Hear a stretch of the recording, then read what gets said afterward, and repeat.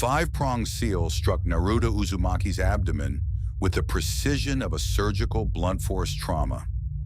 The intent was simple: a crude mechanical interference designed to disrupt the equilibrium between the boy's natural pathways and the fox's seeping malice. Orochimaru pulled back, his yellow pupils slit with the satisfaction of a scientist who had successfully jammed a gear. The gear did not jam, it shattered. The collision of Orochimaru's interference and the Fourth Hokage's recursive geometry created a localized metaphysical vacuum. Deep within the gut, the Nine-Tails ceased its thrashing. It did not retreat out of fear.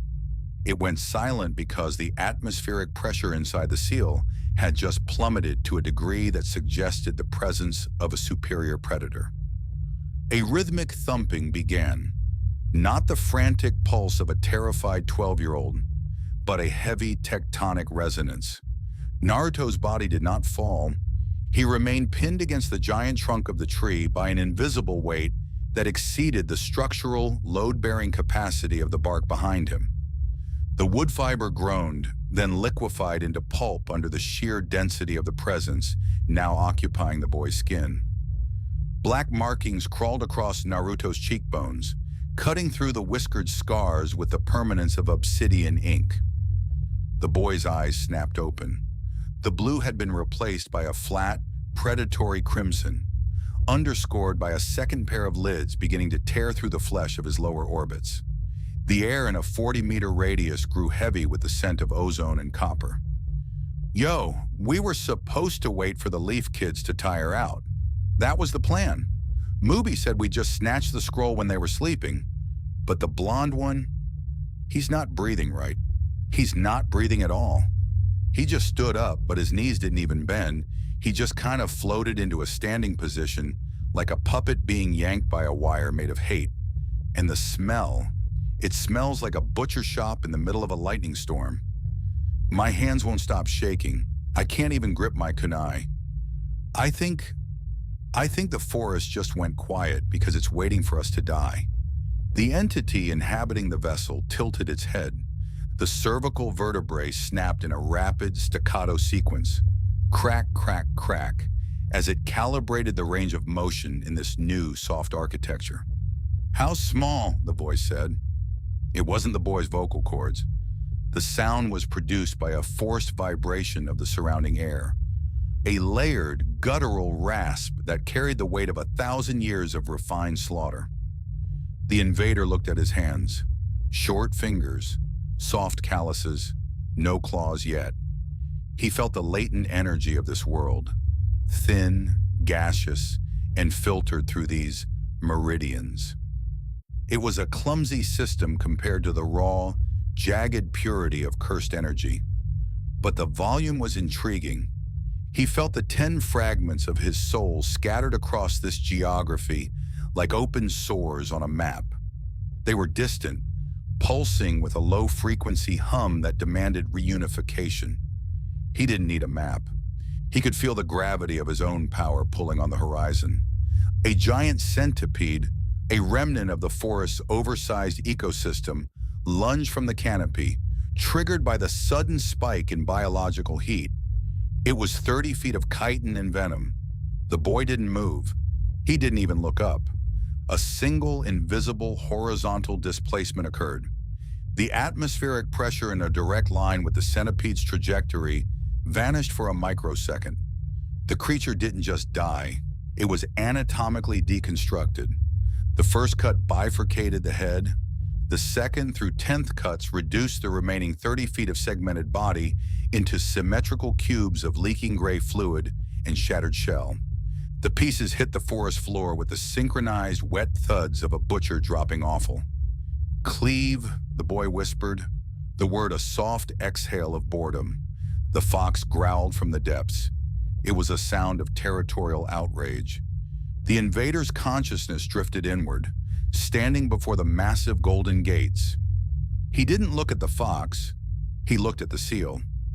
You have a parasite, the King of Curses observed, his gaze fixed on the Nine-Tails. And the parasite has a cage. How tragic. The fox's chakra flared, a boiling tide of red vitriol. The invader simply raised a finger. The red tide hit an invisible wall and recoiled, the kinetic feedback causing the fox to stumble back into the darkness of its own prison. "Be silent. I am conducting an inventory." The invader withdrew. He had work to do. The Chunin exam was a gathering of the local elite's progeny, a concentrated collection of information, bloodlines, and potential leverage. He felt the presence of a snake-like ego retreating into the shadows, the one who had inadvertently opened the door. He would find that one later. For now, there was the game. The boy's hand reached into his flak jacket and pulled out the Earth Scroll. He stared at the kanji. It meant nothing to him, but the energy signature of the ink was distinct. He squeezed. The scroll didn't just tear, it disintegrated into ash as his cursed energy overrode the paper's structural integrity. 10 fingers, he murmured to the empty, terrified woods. 10 days. Let us see if this world can provide a challenge before I burn it to the ground. He began to walk. He didn't use the trees. He didn't hide. Every step he took left a charred footprint in the loam, a rhythmic marking of a world that had just lost its status as the apex predator of its own reality. The cerebral cortex of Naruto Uzumaki was a cluttered attic of trauma, cheap ramen labels, and unrequited longing. The King of Curses navigated the synaptic pathways with the clinical disdain of a landlord inspecting a slum. He filtered through the will of fire, a quaint neurological delusion, and located the files on the local power structure. The Hokage, a title, a seat of power, an apex. Sukuna withdrew his consciousness from the boy's memories and began the manual override of the vessel's biology. He forced the extraocular lids to seal, the redundant tissue merging seamlessly back into the dermis. The obsidian markings receded, retreating into the bone marrow like oil down a drain. He adjusted the tension in the zygomaticus major muscles, pulling the corners of the mouth into a wide, idiomatic grin. It was a biological lie. The expression was 4.2 millimeters wider than Naruto's natural smile.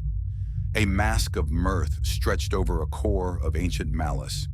The air around him cooled as the ionizing, cursed energy was vacuumed back into the gut. He stood in a clearing, the silence of the forest now replaced by the frantic scurrying of insects returning to the site of the centipede's slaughter. The bushes 30 meters to the north rustled. The displacement of foliage was hesitant, deliberate. "Naruto?" Ino Yamanaka stepped into the clearing, her hand hovering near her waist pouch. Behind her, Shikamaru Nara squinted, his eyes tracking the red stains on the forest floor. Choji Akimichi remained in the shadows, his breathing shallow, the sound of his mastication finally silenced by the sheer olfactory weight of the blood in the air. "Hey, you guys!" The voice was a perfect acoustic replica of the vessel's. Sukuna had tuned the vocal cords to the exact frequency of Naruto's adolescent rasp. He even mimicked the clumsy, high-energy wave of the arm, though he felt the indignity of the gesture like a physical itch. "Where's your team, Naruto?" Ino asked. Her pupils dilated, a standard physiological response to the carnage surrounding the blonde boy. "What happened to that? Whatever that thing was?" Sukuna asked Naruto rubbed the back of his head. The movement was a calculated display of juvenile embarrassment. "Oh, that? Some big bug tried to eat me. I handled it. Believe it. Or whatever." The stutter in the catchphrase was almost imperceptible. To most, it was just Naruto being an idiot. To Shikamaru Nara, it was a data point. The Nara heir did not look at Naruto's face. He looked at his feet. The boy's center of gravity had shifted. Usually, Naruto Uzumaki moved with a wasteful, kinetic enthusiasm, heel-weighted, loud, and inefficient. This version of Naruto stood with his weight distributed perfectly across the balls of his feet. His posture was too symmetrical. The muscle tension in his calves suggested a state of perpetual readiness that the real Naruto lacked during social downtime. And the footprints. Shikamaru observed the charred loam where Naruto had been standing. The heat required to carbonize soil to that degree in a damp forest wasn't a product of any wind-style jutsu he knew. It was a thermal byproduct. Something is wearing him, Shikamaru thought. The cortisol in his system spiked, but his facial muscles remained a mask of boredom. He's waiting for us to approach. He's not looking at Ino's face. He's looking at her carotid artery. "You guys have an earth scroll?" the invader asked. He tilted his head, a gesture he had seen in a memory of a dog. "I lost mine. It got burnt." "We're not just giving you ours, Naruto," Ino snapped, though the edge in her voice was blunted by confusion. "And what's with that smell? It's like a forge in here." "I'm just hungry," Sukuna lied. He felt the nine-tails clawing at the interior of the seal, a muffled roar of protest against the king of curses using its vessel as a marionette. He took a step forward. The movement was too fluid. There was no clunk of a human gait. It was the slide of a predator through high grass. "Stay there," Shikamaru said. The laziness was gone from his voice, replaced by a sharp, metallic clarity. "Ino, Choji, back up." "What's the matter, Shikamaru?" Sukuna asked. He let the grin widen. "Just a fraction. Just enough to show too many teeth." "We're friends, right? Come closer. I want to ask you about the old man in the tower, the one with the hat." The invader's intent leaked through the mask. It wasn't a killing intent. It was a sampling intent. He wanted to know which of these children was worth the effort of a proper deconstruction. Shikamaru's hand dropped. "Shadow possession?" The shadow didn't even reach the boy's feet. Sukuna didn't dodge. He simply let a microscopic pulse of cursed energy hit the ground. The physical vibration disrupted the surface tension of the dirt, causing the shadow to ripple and lose its cohesion. "A shadow technique," the invader observed, his voice dropping the high-pitched Naruto facade and sliding into a terrifying gravelly baritone. "How primitive. You play with the absence of light, but you haven't realized that I am the thing that makes the dark worth fearing." The game was over. The information he needed, the location of the village center, and the identity of the Hokage was already being triangulated from the fear scent of the three children before him. He didn't need the mask anymore. He needed the first finger, and he could feel it. West, moving fast, encased in sand. The shadow did not simply retreat, it curdled. The darkness at Shikamaru Nara's feet recoiled as if the earth itself had become caustic. The invader did not strike a pose. He remained stationary, yet the space he occupied seemed to deepen, drawing the ambient light into the void of his presence. The high-energy facade of the Uzumaki boy evaporated, leaving behind a husk of terrifyingly efficient meat. A vertical disturbance in the canopy signaled the arrival of a proctor. The Chunin, a man named Susumi, whose career had been defined by unremarkable competence, dropped from the branches to investigate the biological debris of the centipede.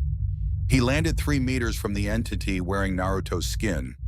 Suzumi's hand was already on the hilt of his tanto, his training screaming that the atmosphere in the clearing had become lethal.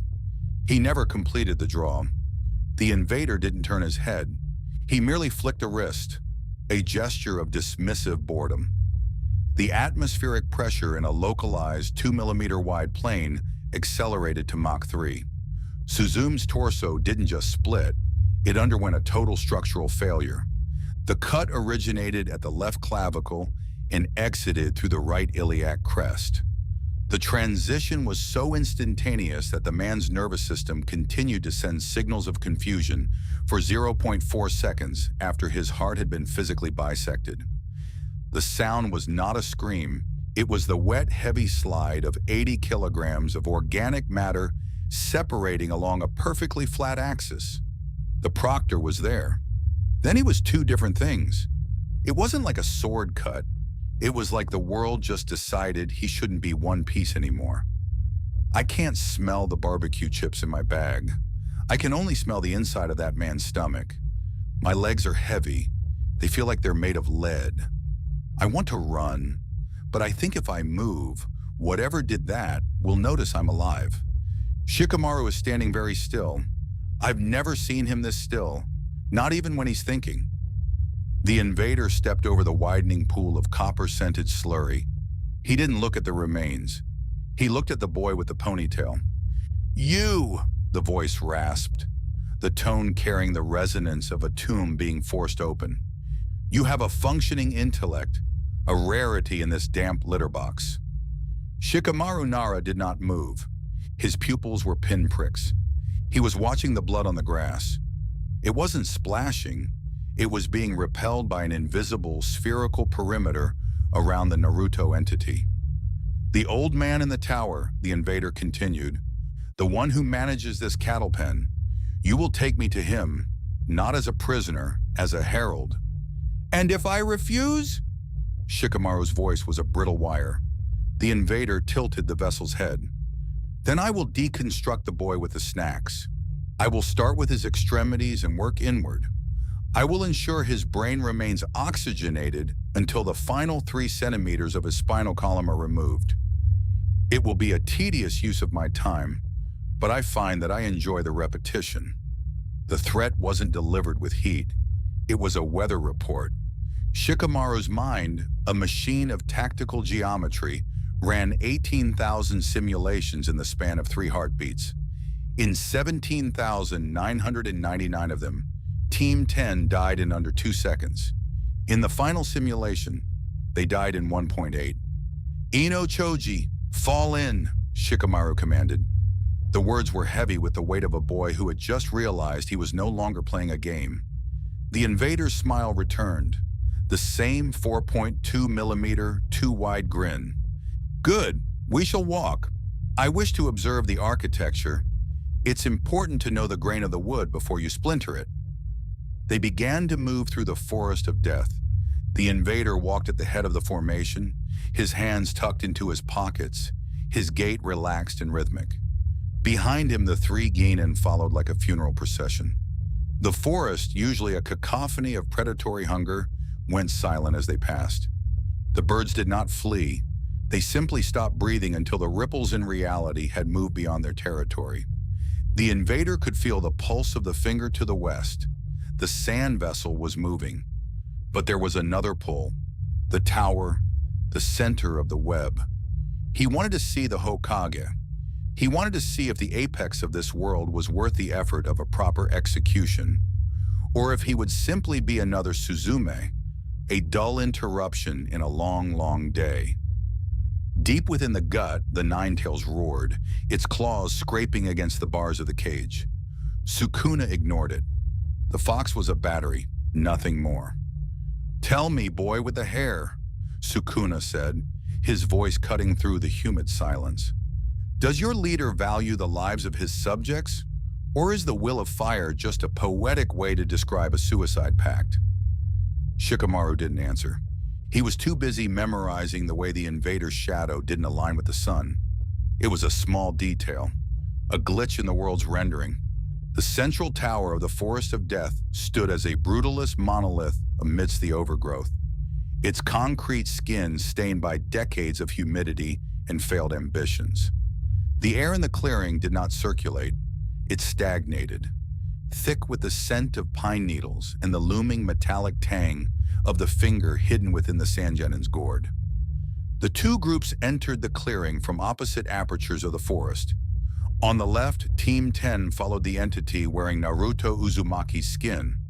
On the right, the Sand siblings emerged, their footsteps muffled by the layer of fine quartz dust that seemed to precede Gaara like a localized weather system. The movement stopped. The invader's eyes did not drift to Gaara's face. They anchored to the lower left quadrant of the sand gourd. The resonance was no longer a hum. It was a rhythmic, violent throb that synchronized with the King of Curse's own pulse. The 11th fragment was there, encased in cursed sand and the latent energy of a minor desert deity. "The smell," Gaara whispered. His voice was a dry rattle, his pupils vibrating with a frantic internal instability. "Mother is screaming. She says you are wrong." The invader let the Naruto mask slip entirely. The lips curled back, revealing a row of teeth that seemed too numerous for the jaw. "Your mother is a terrified animal trapped in a jar. Give me what is mine, and I might leave enough of you to bury." I've seen Gaara turn people into red mist. I've seen him crush bones until they were just wet gravel. But he's stepping back. Gaara doesn't step back. He's looking at that leaf kid like he's staring into an open furnace. And the kid, the blonde one, he's not even looking at us as people. He's looking at the gourd like it's a lunchbox. My fingers are locked on the threads. I should pull. I should summon Crow. But my nervous system is screaming that if I make a noise, the air in this clearing is going to turn into a blender. The negotiation lasted 0 seconds. Ino Yamanaka, her survival instinct overwritten by a desperate, misplaced loyalty to her village's hierarchy, initiated a mind transfer jutsu. It was a tactical error born of biological ignorance. She projected her consciousness into a soul that had been refined in the fires of a 1,000-year-old hell. The moment her psyche touched the invader's inner domain, the connection acted as a high-voltage bridge. In the physical world, Ino didn't even scream. Her eyes rolled back, the capillaries in her retinas bursting simultaneously as her brain was subjected to the sheer, crushing weight of Sukuna's malevolence. Her consciousness didn't just fail, it was incinerated. She collapsed into the dirt, a biological husk whose neural pathways had been cauterized into slag. "Ino!" Choji Akimichi's grief triggered a sympathetic surge in his caloric conversion.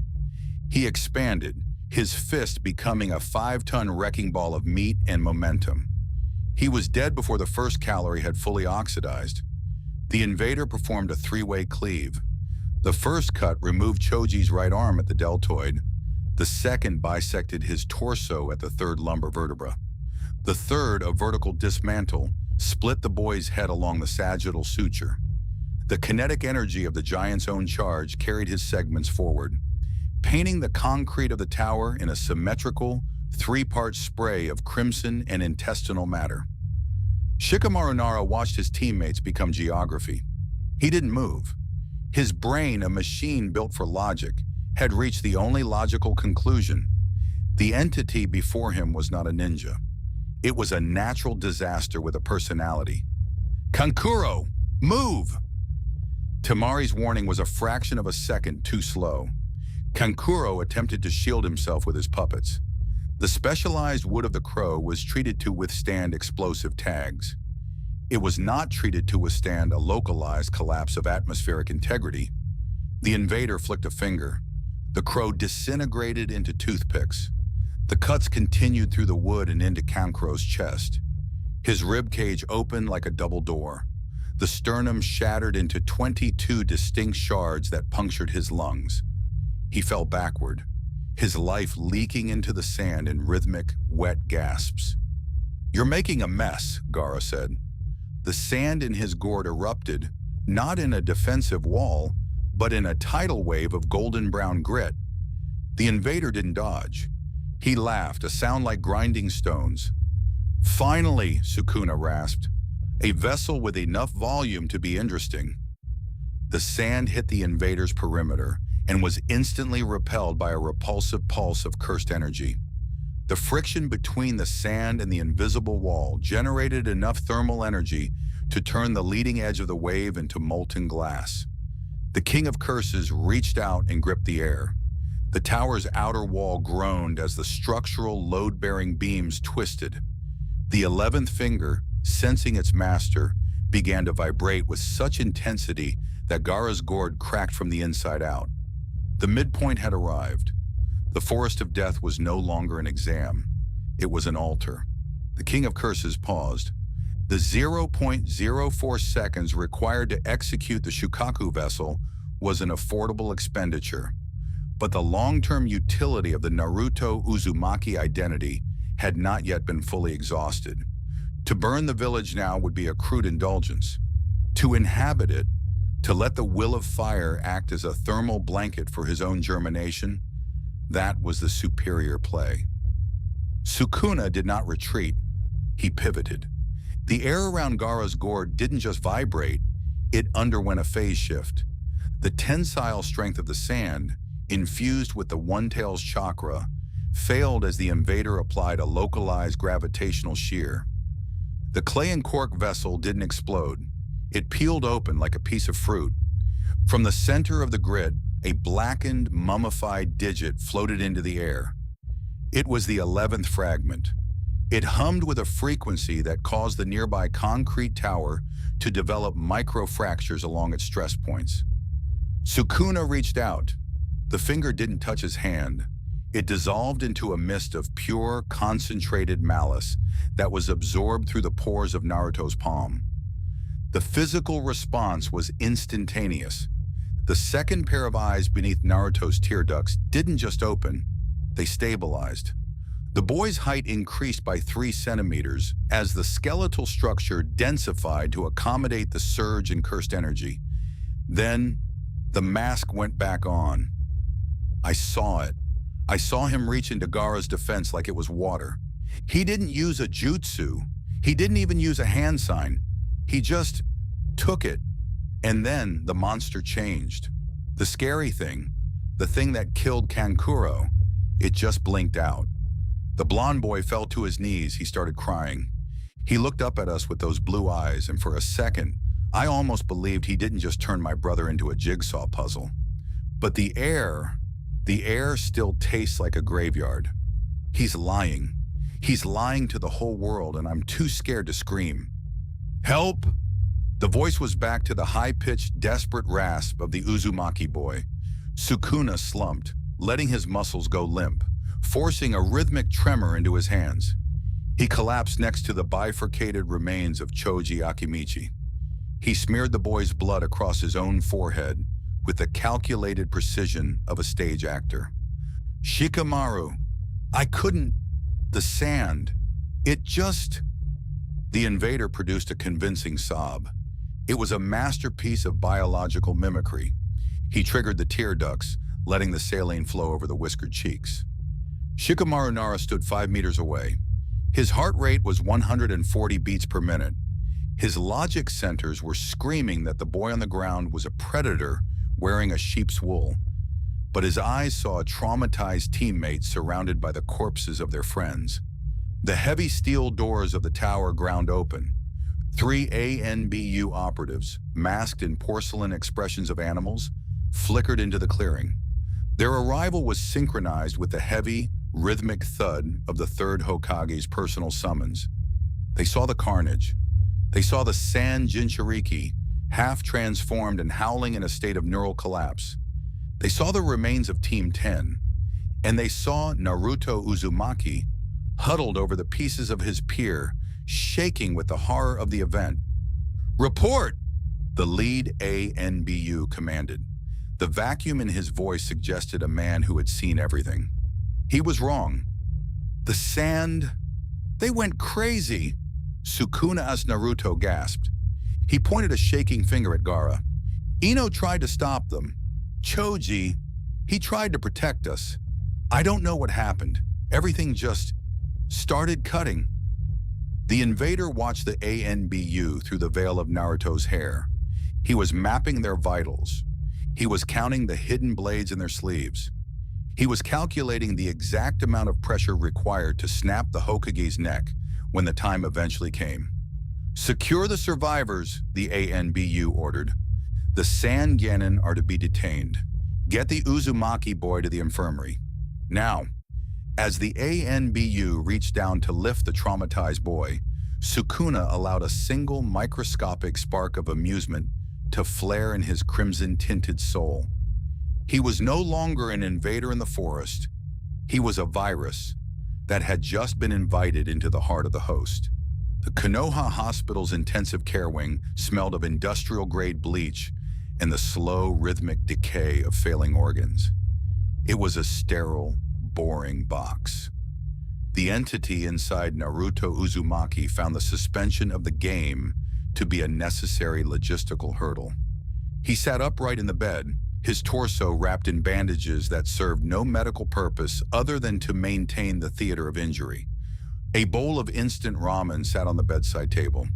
Sukuna found the chemical composition of the broth to be offensive, a slurry of sodium and MSG, but the caloric density was efficient for the vessel's growth. He shoveled the noodles into the mouth with a frantic, uncoordinated speed that perfectly simulated the boy's lack of table manners. The door slid open. Sakura Haruno entered first. Her face was a canvas of splotchy red grief. The news of Ino's vegetative state had reached her 2 hours prior. Behind her, Sasuke Uchiha leaned against the doorframe, his hands in his pockets, his gaze fixed on Naruto's chest. He was looking for the wounds that weren't there. "Naruto, you're eating." Sakura's voice cracked. "I'm starving, Sakura-chan." The voice was a jagged, high-energy burst. Sukuna tilted the bowl, letting the broth splash onto the white sheets. "The sand guy was super scary, but I'm okay now. See?" He flexed a bicep. The movement was deliberately clumsy. Sasuke's eyes narrowed. The Uchiha's biological sensors, specifically the burgeoning ocular power of the Sharingan, noted a discrepancy. The chakra circulating through Naruto wasn't the usual chaotic, bubbling froth of the Nine Tails. It was a deep, silent ocean. It felt cold. "You didn't have a scratch on you when the ANBU brought you in," Sasuke said. His voice was a flat, suspicious blade. "Team 10 was erased, Naruto. How did you walk away?" "I'm just lucky, I guess." Sukuna-esque Naruto let a bit of noodle hang from his lip. He laughed, a loud, hollow sound that echoed off the sterile walls. "Maybe they just thought I was too loud to kill." The window sash creaked. Kakashi Hatake stood on the ledge, his posture relaxed, his single visible eye drooping in its usual mask of apathy. He didn't speak immediately. He was processing the atmospheric data. The air in the room was 1.5 degrees Celsius cooler than the hallway.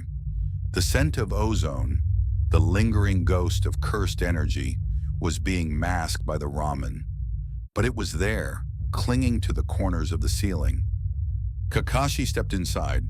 He walked to the bed and placed a hand on Naruto's head. He wasn't checking for a fever. He was performing a manual probe of the boy's tenketsu. "The Hokage is very interested in your account of the event, Naruto," Kakashi said. The casual tone was a lie. His thumb was positioned 3 millimeters from a pressure point that would paralyze the boy's vocal cords if the wrong soul answered. "He says the Sand Genin claims you were the one who approached them." The invader felt the Jonin's hand. He felt the minute tremor in the man's pulse. Kakashi was terrified, and his body was attempting to hide it behind a decade of elite conditioning. "He's a liar!" Naruto shouted, splashing more broth. "He had that big gourd and everything. I was just trying to find the tower because I got lost, you know? Everything went whoosh and slash, and I just hid behind a big rock." The silence that followed lasted exactly 4 seconds. Kakashi's eye remained fixed on Naruto's. He was looking for the second pair of lids. He was looking for the shadow that didn't align. Sukuna waited. He didn't blink. He maintained the idiot vacancy in the blue irises, a desert of thought where a genius expected to find a hidden oasis of guilt. "I see," Kakashi finally said.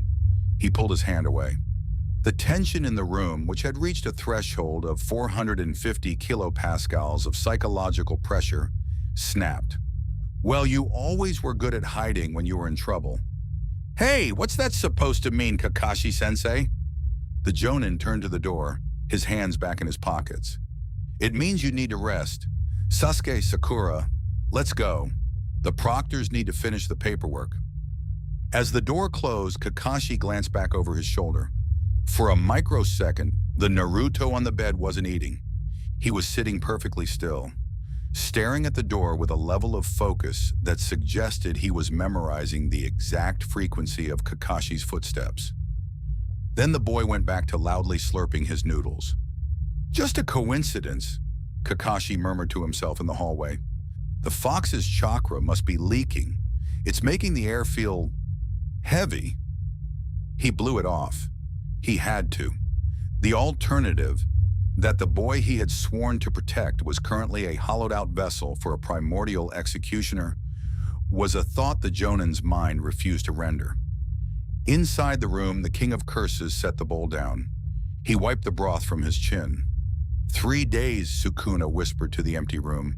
Then I will see what the Uchiha's eyes look like when they are removed from the skull.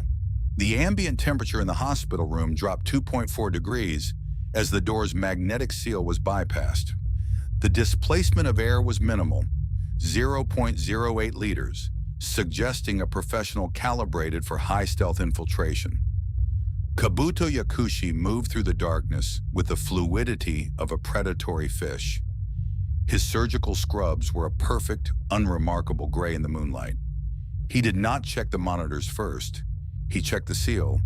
The boy on the bed remained still, his breathing synchronized to the 60 beats per minute rhythm of the heart rate monitor. To a standard med-nin, this was a recovering trauma victim. To a master of anatomical espionage, the boy's stillness was too perfect. It was a simulation of sleep, not the act itself. Kabuto reached out, his hand glowing with the pale, cyan luminescence of the mystical palm technique. His intent was diagnostic, a microscopic probe of the five-pronged seal to determine why Orochimaru's interference had resulted in a massacre rather than a suppression. The cyan light never touched the boy's skin. The resistance began at a range of 15 millimeters. It wasn't a chakra barrier. Those have a distinct, oscillating frequency. This was a physical repulsion of the atmosphere itself. My hand is currently being pushed back by a localized high-pressure zone that shouldn't exist in a vacuum-sealed medical wing. The boy's heart rate hasn't changed. His respiratory rate is constant. But his brain activity, if I could read it, would likely be a flat line of absolute predatory focus. I am currently 0.5 seconds away from a lethal counterstrike. If I withdraw now, I lose the data. If I continue, I lose the hand. You're late, the voice said. It wasn't Naruto's voice. It was a low-frequency vibration that seemed to originate from the floorboards. The invader did not open his eyes. He didn't need to. He was tracking Kabuto's thermal signature and the specific metallic scent of the scalpels hidden in the man's sleeves. I am merely a concerned medic, Naruto-kun, Kabuto replied. He didn't withdraw his hand. He increased the chakra output, attempting to burn through the pressure zone. The Lord Hokage is worried about your health. The massacre in the forest was substantial. The snake man sent a dog to do a scholar's work, Sukuna murmured. He finally opened the upper pair of eyes. The blue irises were cold, but the red slits beneath them pulsed with a rhythmic, bioluminescent hunger. Tell me, does your master still vomit up his own body to escape his failures? Or has he finally learned to die with dignity? The psychological pressure in the room surged. Kabuto felt the capillaries in his sinuses begin to leak. The iron scent of his own blood was the only thing he could taste. He realized his error. He had come to inspect a broken seal. He had found a sovereign power that had simply decided the seal no longer applied to the local laws of physics. He is interested in the anomaly, Kabuto whispered, his voice straining against the invisible weight pressing on his lungs. He wants to know what you are.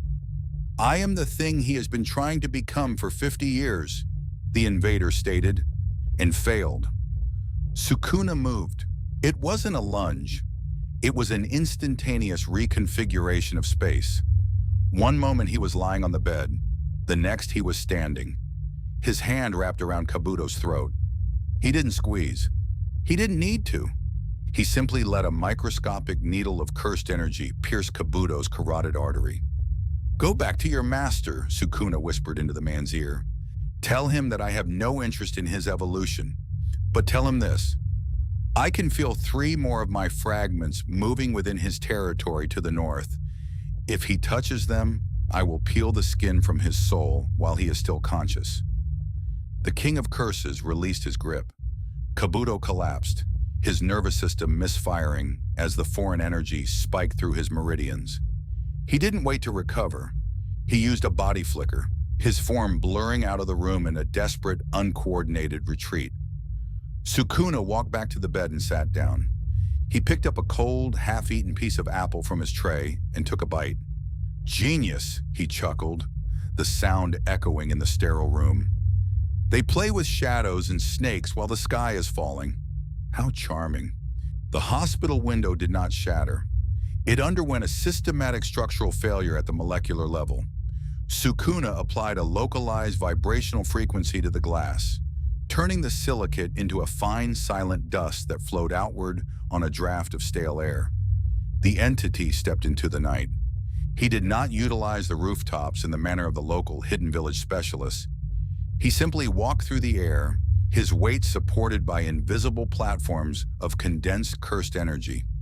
To any observer below, he was a smudge against the moon, a glitch in the nocturnal landscape. He followed the pull. It was a low-frequency tectonic thrum, originating from the southeast, the Uchiha district, a graveyard of a clan, radiating with the residual static of 1,000 sudden deaths. It was the perfect environment for a fragment of his soul to gestate.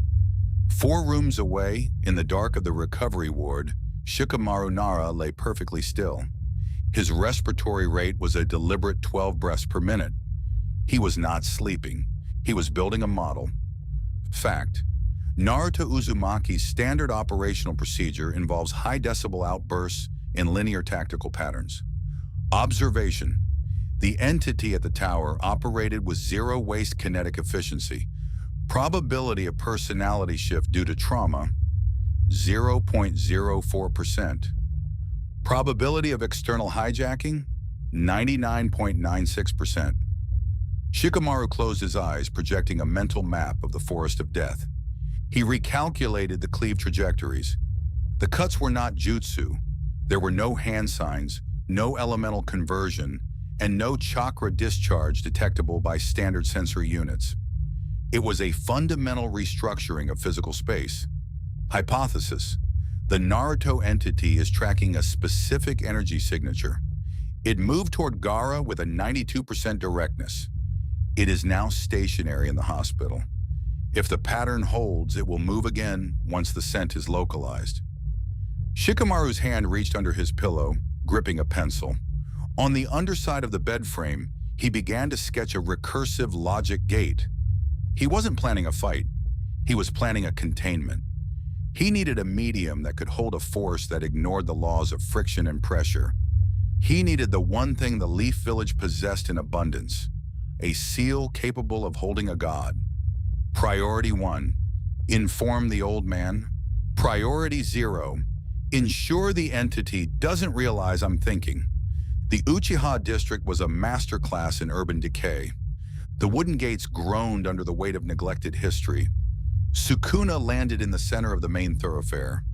The air here was saturated with the smell of iron and old dried spite. He walked toward the Naka shrine. The resonance was now a deafening roar in his marrow. He descended into the secret basement, his eyes cutting through the darkness with a predator's infrared clarity. He ignored the stone tablet, the petty ramblings of a dead lineage. He focused on the floorboards beneath the altar. He didn't use a tool. He tapped the wood with a single fingernail. The floorboards disintegrated. There, nestled in a box of anti-divination lead, was the 12th finger. It was wrapped in a rotting silk ribbon, but the power within it caused the surrounding air to shimmer with gravitational lensing. Sukuna picked it up. He didn't hesitate. He consumed it in a single fluid motion. The reaction was violent. Naruto's body arched, the spine elongating as the skeletal structure underwent a forced metamorphosis. The second pair of arms began to bud beneath the primary set, pushing against the confines of the orange jumpsuit like pressurized pistons.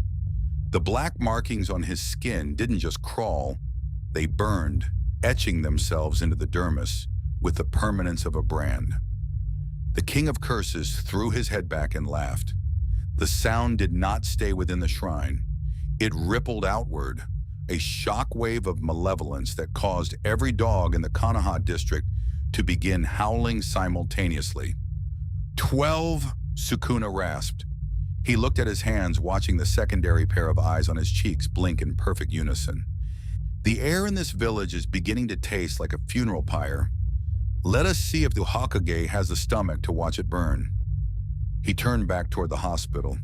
He had a mask to maintain, but the mask was becoming increasingly difficult to wear. The vessel was full.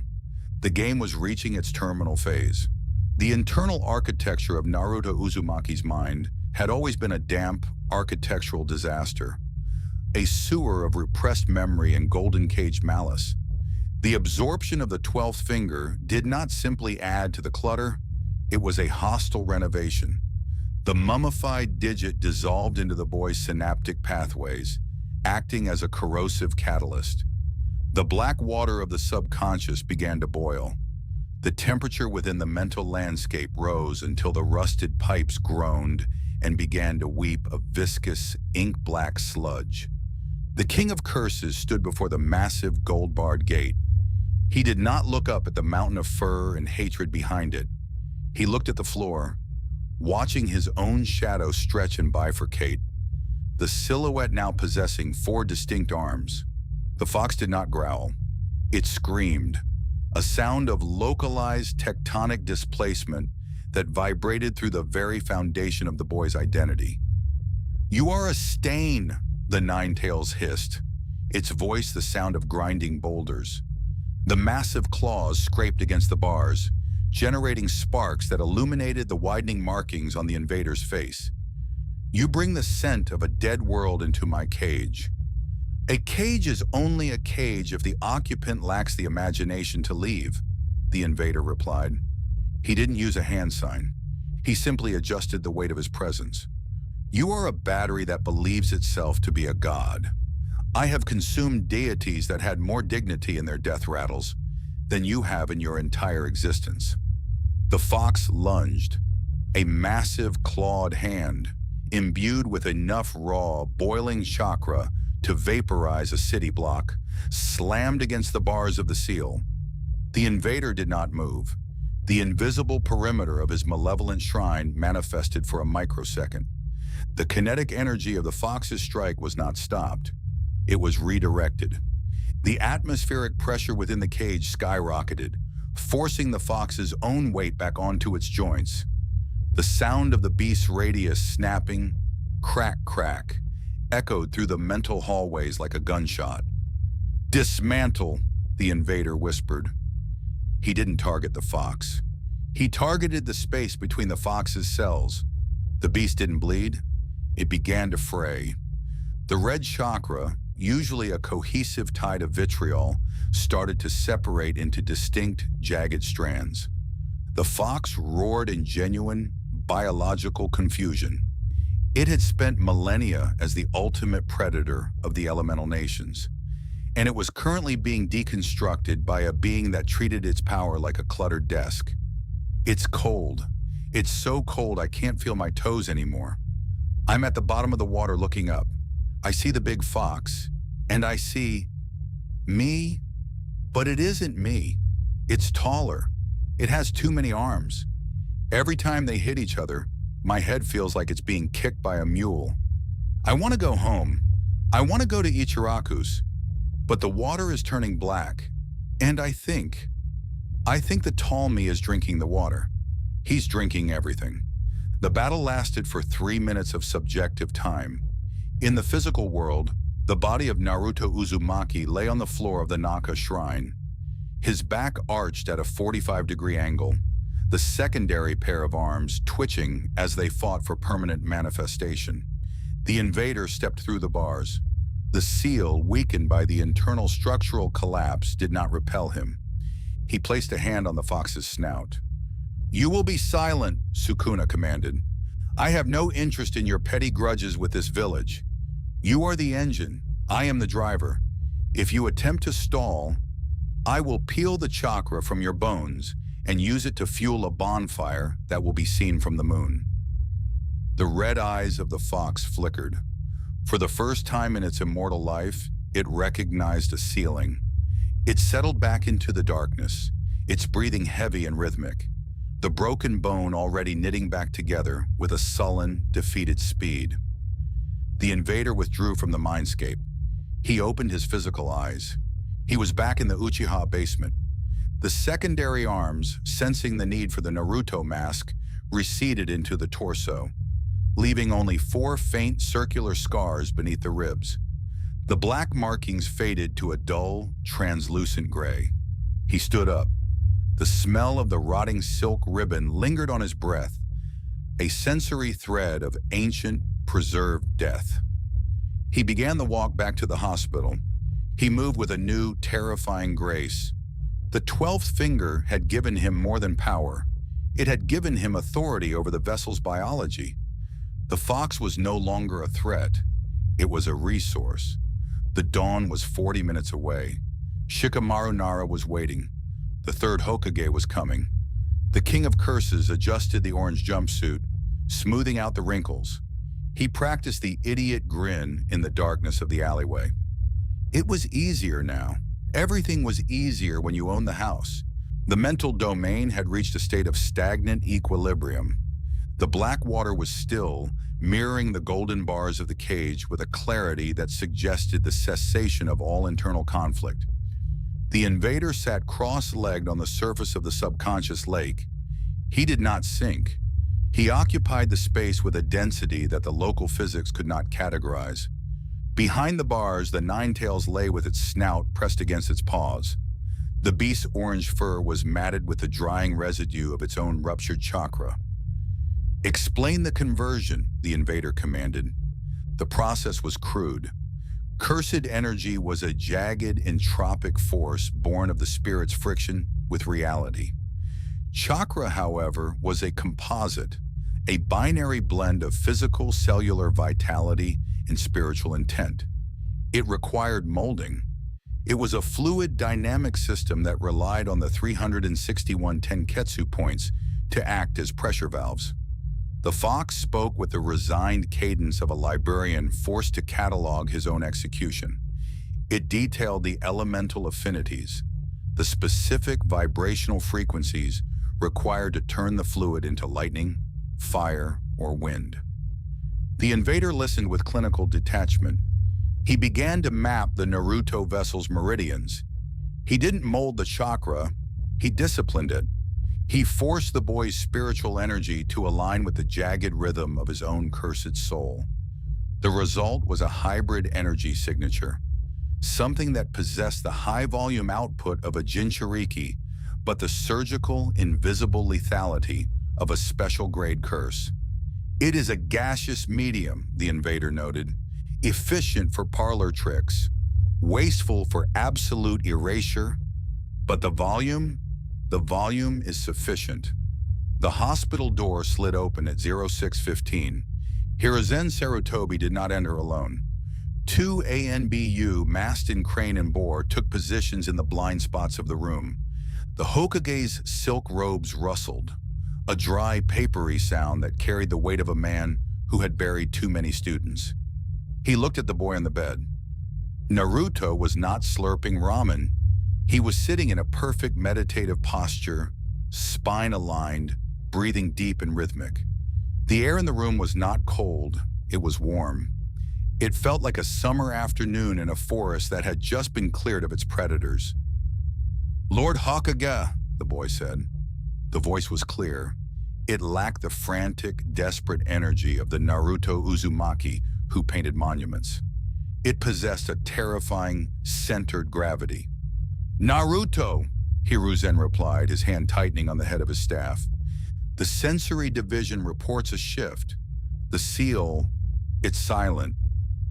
The invader allowed a soft, humble smile to animate the vessel's face. He reached out and touched his own stomach, where the markings of the five-pronged seal had been seamlessly integrated into his own black etches.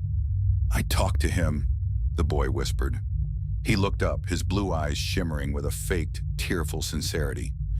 In the forest, when those kids from the sand, when they did those things, I went inside.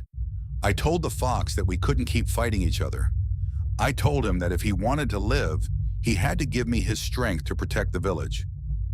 The invader let a single golden spark of Ninetales chakra flicker around his fingertips. It wasn't the boiling, acidic red of the past. It was refined, purified. He listened, Gramps. We're a team now. I conquered the hate. The god of shinobi watched the spark of chakra. His analytical mind, honed through 3 world wars, looked for the telltale signs of possession. He saw none. The chakra was being filtered through the boy's own spirit with a purity that suggested a perfect synchronization. The mythical, true Jinchuriki state. He looks older, Hiruzen thought. The trauma of seeing his friends die has forced the evolution. The fox has submitted to the boy's will. It is the ultimate manifestation of the will of fire. The old man's shoulders slumped, a visible release of 10 tons of psychological pressure. He walked forward and placed a hand on Naruto's shoulder. You've done the impossible, Naruto, the Hokage whispered, his voice thick with a relief that blinded him to the way the boy's shadow remained perfectly, impossibly still. The village, we have failed you many times, but today you have saved us all from a nightmare. The invader felt the warmth of the old man's palm. He felt the rhythmic thud of the Hokage's aging heart, a target that was now exactly 45 centimeters from his own hand. I'll do whatever it takes to keep everyone safe, the King of Curses promised, using the boy's most earnest inflection. Just tell me what to do next. The humidity of the hospital room had reached a saturation point of 68%. The air thickened by the rhythmic, artificial respiration of the medical equipment and the stagnant scent of sterilized linen. At 0300, the thermal signature of the room shifted. A localized cooling occurred as the windowsill was compromised from the exterior. Sasuke Uchiha did not enter with the loud, kinetic ignorance of a civilian. He transitioned from the windowsill to the linoleum floor with a deceleration that produced less than 20 decibels of acoustic feedback. His pupils were already dilated, the twin tomo of his Sharingan spinning with a frantic, obsessive frequency. He was a boy built of debt and vengeance, and the sudden, unexplained ascension of the Uzumaki vessel had created a catastrophic imbalance in his internal hierarchy. The entity on the bed did not move. Sukuna remained in a state of predatory stillness. His eyes closed, his consciousness currently refining the flow of Kurama's gaseous chakra into the dense, jagged lattice of cursed energy. Get up, Sasuke whispered. The command was brittle, reinforced by a spike in cortisol that caused his hand to tremble against the hilt of his kunai. The invader opened his eyes. The blue was there, a thin, translucent lie. But the red depth behind the iris had become a permanent fixture of the vessel's ocular anatomy. The Uchiha brat, the voice rasped, the tone carrying the weight of a century's boredom. You've come to inspect the gap between us. It's a long way down, isn't it? I was just checking the charts. The hallway was quiet, the way it always is before the early shift. Then the light under room 302, it didn't just flicker, it changed color. It went from that soft fluorescent yellow to a deep bruised purple for a split second. I felt the hair on my arms stand up, and the coffee in my hand started to hum. Not a sound, just a vibration. Like a giant engine was starting up somewhere deep underground. I should have gone in. I should have called security. But my legs felt like they were made of wet cardboard. I just stood there, watching the shadow under the door grow longer than the room itself. Sasuke's reaction was a textbook execution of Uchiha tactical doctrine. He bypassed the verbal provocation and initiated a high-velocity strike. His movement was a blur of optimized biomechanics, his center of gravity low, his intent channeled into a single, lunging thrust. The Sharingan was active. It was designed to track the minute muscular contractions of an opponent, to predict the trajectory of a limb before the brain had even finalized the signal. Sasuke saw the Naruto entity's shoulder twitch. He saw the shift in the weight. He adjusted his strike to compensate for the dodge. There was no dodge. The invader stayed seated. He raised a single finger. The movement so precise it appeared to teleport into the path of Sasuke's kunai. The collision was not a clash of steel. It was a structural load failure. A microscopic discharge of cursed energy hit the tip of the kunai. The vibrational frequency of the metal was instantly exceeded. The high-carbon steel did not break. It underwent a molecular deconstruction, shattering into several thousand symmetrical dust particles that fell to the floor like gray snow. Sasuke's momentum carried him forward into the invader's personal space. He felt the atmospheric pressure rise to a crushing 110 kilopascals. "Your eyes," Sukuna whispered, his face inches from Sasuke's. "They track the light, they track the heat, but they cannot track the absence of both." Sasuke's left hand ignited. The Chidori, a chaotic 1.2 gigawatt discharge of lightning-natured chakra, chirped with the sound of 1,000 dying birds. He slammed the technique toward the invader's chest. The invader didn't use a jutsu. He used a cleave and a defensive arc. The space between the Chidori and Naruto's chest was vertically displaced. The lightning didn't hit a wall. It entered a spatial fold. The electrical discharge was redirected into the floor tiles, causing the concrete to undergo instantaneous vitrification, turning the ground beneath Sasuke's feet into jagged, smoking glass. The kinetic feedback traveled up Sasuke's arm, shattering the radius and ulna in 4 places. The boy screamed, a raw, biological sound that was cut off mid-breath as the invader gripped his throat. "You are a fascinating specimen," Sukuna observed, his secondary eyes flickering open beneath the primary pair. Sasuke stared into them, his Sharingan attempting to process the four-eye anatomy and failing. The boy's mind began to loop in a feedback cycle of psychological terror. "You possess a bloodline that grants you the illusion of godhood, yet you are currently nothing more than a panicked animal in a silk shirt." The King of Curses applied exactly 40 kilograms of pressure to Sasuke's windpipe, enough to induce hypoxia without crushing the larynx. "I could take these eyes now," Sukuna mused. "I could peel them from your skull and see if they retain their function once they are removed from your mediocre spirit. But you are more useful as a witness. You will go back to your teachers. You will tell them that Naruto Uzumaki is the savior of this village." The invader let go. Sasuke slumped to the glass-shard floor, his lungs convulsing as they fought for oxygen. His arm hung at an unnatural angle, the bone ends clicking against each other with every shudder of his chest. "Why?" Sasuke wheezed, the word a wet rattle of blood and spit. "Because a curse needs a congregation," the invader replied, sitting back on the bed and resuming his meditative pose. "And you, little Uchiha, are going to be my first convert." The door burst open. Kakashi Hatake stood there, his own Sharingan uncovered, his hand on his vest. He looked at the shattered floor, the broken boy, and the serene, innocent Naruto on the bed. "Sasuke!" Kakashi lunged toward his student. "He tried to spar with me, Kakashi-sensei," Naruto said, his voice returning to the high-pitched, childish cadence of the vessel. He looked down at Sasuke with a mask of horrified concern. "I told him I couldn't control the fox's strength yet. He wouldn't stop. I'm sorry, I didn't mean to break him." Kakashi looked at the floor, at the glass, the dust that used to be a kunai, and the four-eye shadow that had retreated into Naruto's silhouette a millisecond before he entered.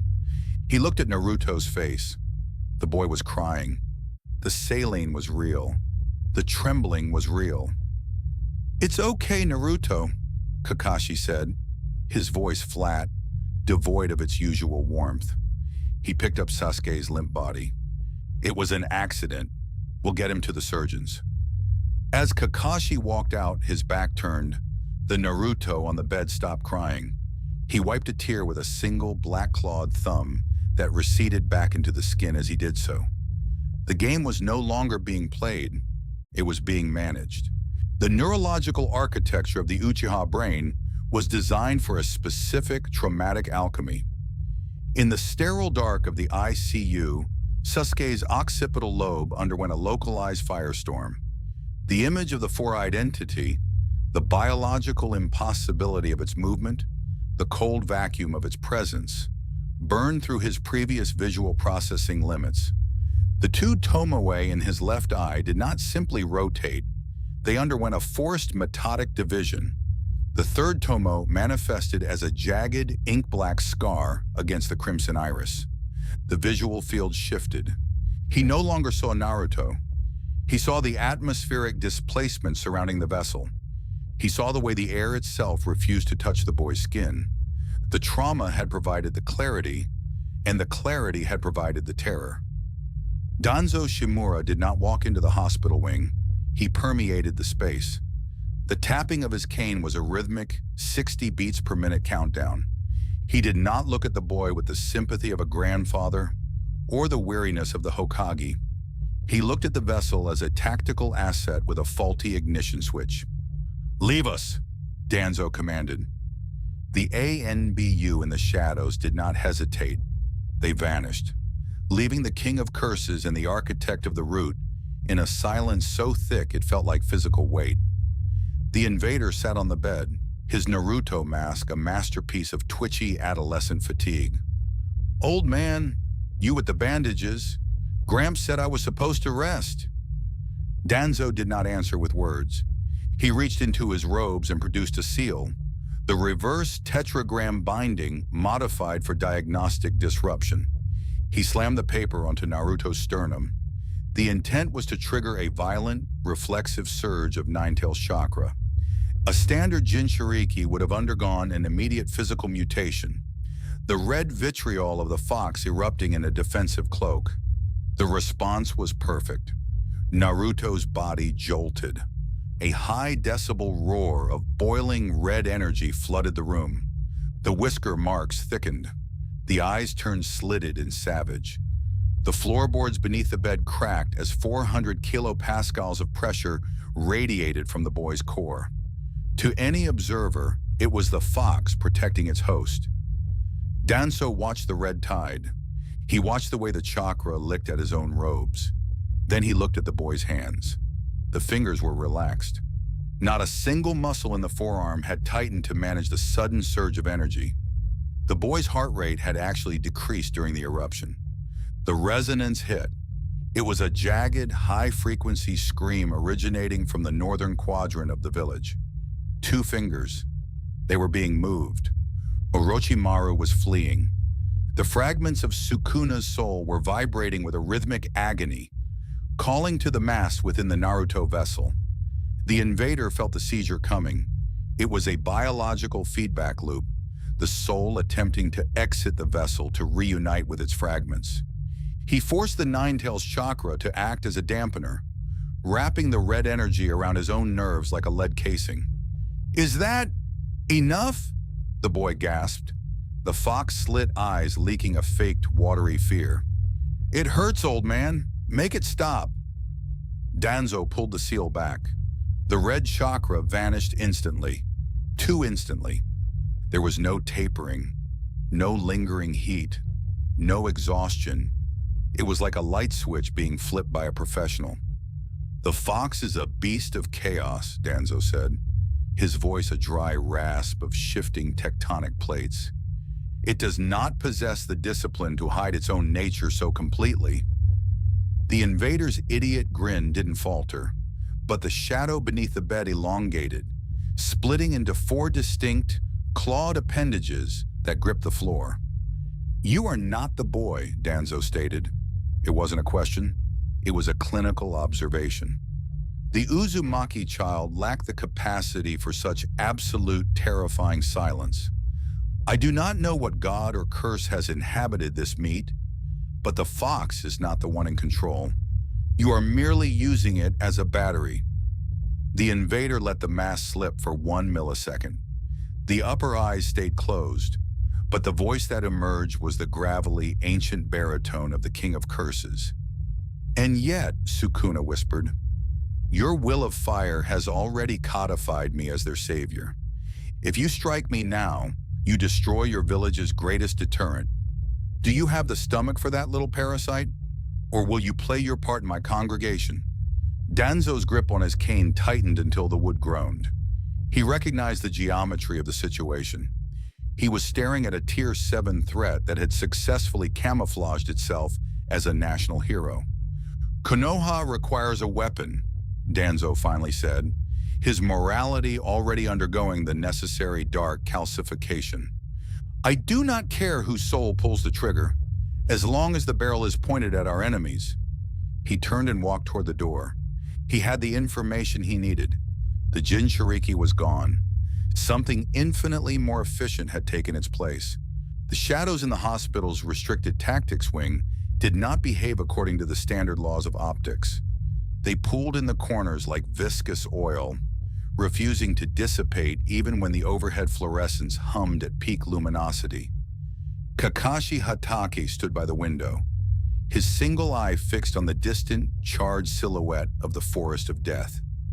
Beside him, Shikamaru Nara lay back in his bed, a single scroll of high-density ceiling paper spread across his lap. The boy's breathing was shallow, a byproduct of the fractured ribs and the psychological weight of being the only person in the village who had calculated the true cost of the hero's return. The thermal readings from the Uchiha district were a lie, Shikamaru stated. The words were delivered with the flat, emotionless precision of a coroner's report. The atmospheric temperature didn't spike because of a fire. It spiked because of a localized molecular agitation. Something rearranged the air to look like heat. Kakashi didn't turn. He watched a single crow circle the hospital roof. The Hokage sees a miracle. Danzo sees a weapon. What do you see, Shikamaru? I see a 0.003-second delay between the boy's mouth moving and the sound reaching the air, the Nara heir replied. He tapped a finger on a diagram depicting a non-Euclidean containment field. The entity isn't speaking through vocal cords. It's vibrating the atmosphere to simulate speech. It's a puppet, Kakashi-sensei. And the strings are made of a geometry we don't have a name for yet. Sasuke saw it. The three Tomo manifested because his brain couldn't reconcile the visual data. He didn't see Naruto. He saw a void. We need a seal that doesn't target chakra, Shikamaru concluded. We need a seal that targets the space the entity occupies. If we can't kill it, we have to delete the coordinates it stands on. The North Gate's stone archway groaned as the displacement of 800 kilograms of kinetic force passed through its center. The entity did not hide. It had been granted root authority by Danzo Shimura, a license to cleanse the sand remnants currently retreating through the border woods. It was a political execution disguised as a mop-up operation. Sukuna found the movement of the Nine-Tails chakra to be loud. It was a gaseous, inefficient medium, prone to splattering rather than cutting.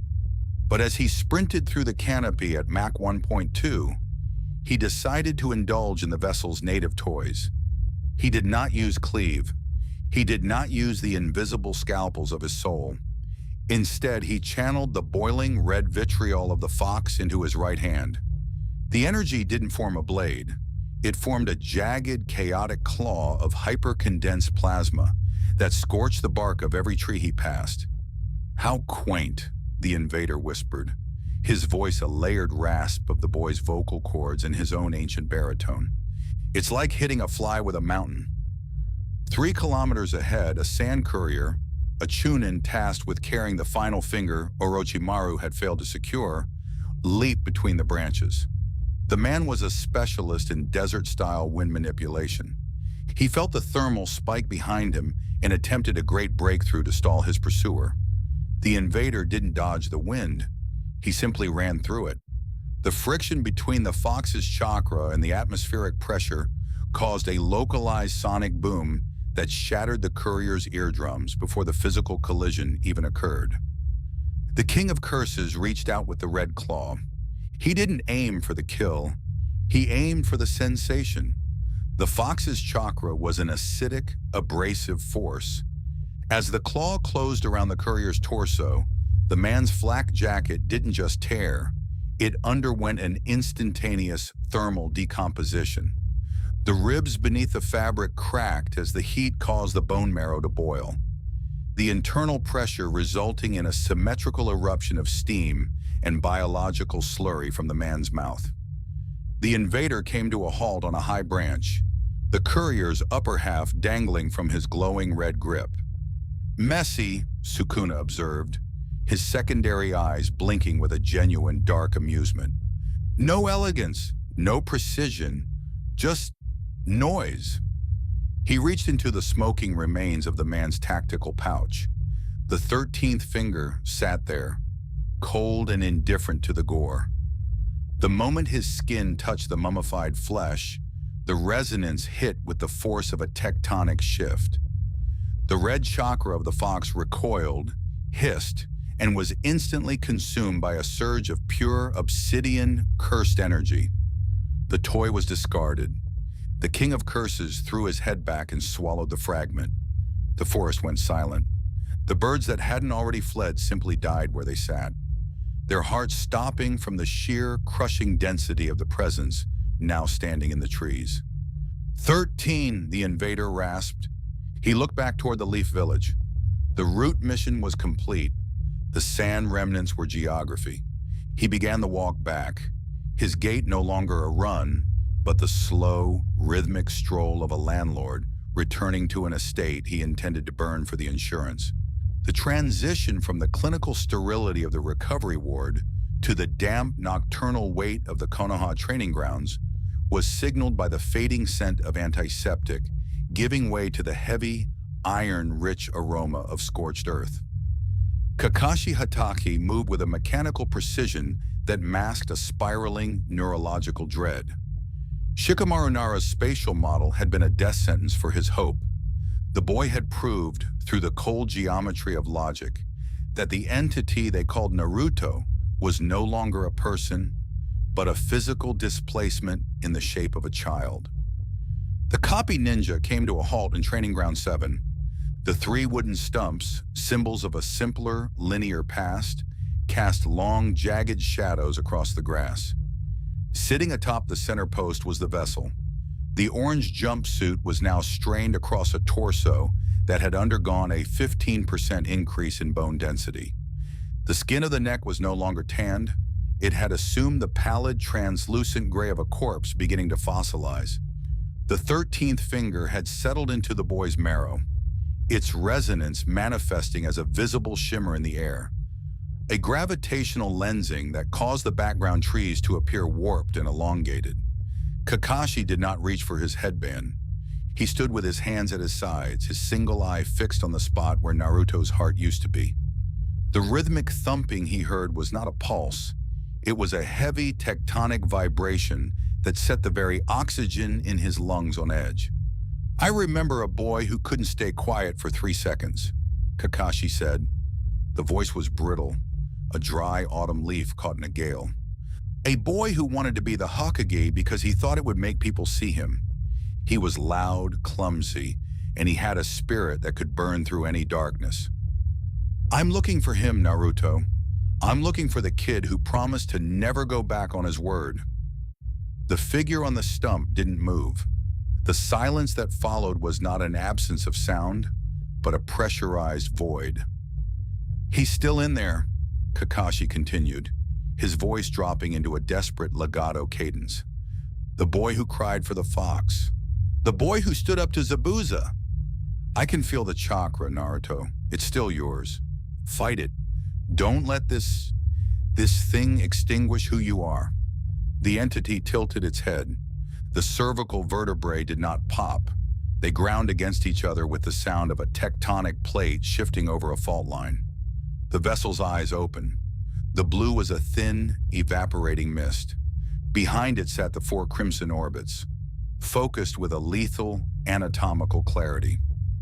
"You have a fascinating capacity for sentiment, Hatake Kakashi," the voice rasped. It was a layered, dissonant chord, the boy's adolescent frequency being crushed by an ancient, predatory baritone. "It is a biological defense mechanism.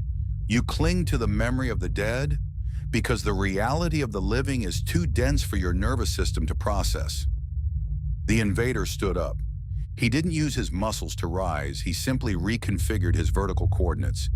He floated an inch above the wood, his shadow splitting into four distinct, clawed appendages that carved deep, symmetrical gouges into the stump. "Shikamaru Nara was the first to deduce the spatial anomaly," Sukuna noted, his tone shifting into a terrifyingly genuine admiration. "He is a child with the brain of a master architect. But you knew the moment I stepped into that hospital room. You felt the vacuum. You smelled the ozone of a foreign world. You watched me deconstruct the Uchiha's biology, and you still performed the role of the grieving mentor. That is a level of psychological discipline I haven't seen in 1,000 years." The invader began to walk through the air, closing the distance between them. The atmospheric pressure in the clearing increased by 40 kilopascals with every step he took. "I shall glaze your memory with the blood of this entire village," Sukuna whispered, a 4.2 millimeter too-wide grin stretching the vessel's face. "You are the only one in this damp cattle pen who has earned the right to see the King of Curses without a mask. You looked into the void, Hatake. Now, the void is going to look back." Kakashi's hand finally moved to his headband. He slid the fabric up, revealing the three-tomo Sharingan. The eyes spun with a frantic red intensity, immediately attempting to map the invisible cleave lines already being etched into the air around him. "I'm not fighting you for the village anymore," Kakashi said, his voice now a cold, metallic razor. "I'm fighting you to give that boy a proper grave." The invader's four eyes sparked with a joyous, incandescent malice. He raised two hands, his fingers curling into the specific, terrifying geometry of a specialized ritual. "Then show me, copy ninja," Sukuna laughed, the sound vibrating the very bone marrow in Kakashi's chest. "Show me if your stolen eyes can track the speed of a world ending." The oxygen in the training ground ignited as the two powers collided. The atmospheric integrity of Training Ground 7 ceased to exist at 0402. The three wooden stumps, once symbols of a juvenile rite of passage, were reduced to splinters by a localized shockwave of 140 decibels. The entity did not initiate with the invisible scalpels of the King of Curses. Instead, it reached into the messy, exuberant synaptic archives of Naruto Uzumaki and pulled out a crude, high-volume weapon.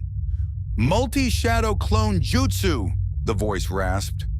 The air didn't just pop, it underwent a massive displacement of 4,000 cubic liters as 24 identical vessels manifested in a perfect, suffocating sphere around Kakashi Hatake. Unlike the boy's usual disorganized mob, these clones moved with a synchronized predatory geometry. They didn't scream, they didn't charge.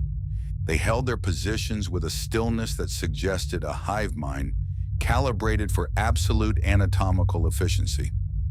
Kakashi's Sharingan spun at its mechanical limit. He wasn't just tracking movement, he was analyzing the flow of the Ninetales chakra. The red vitriol was being manipulated with a terrifying level of refinement. It wasn't being used as a blunt force, it was being funneled into the clone's muscular structures to act as hydraulic boosters.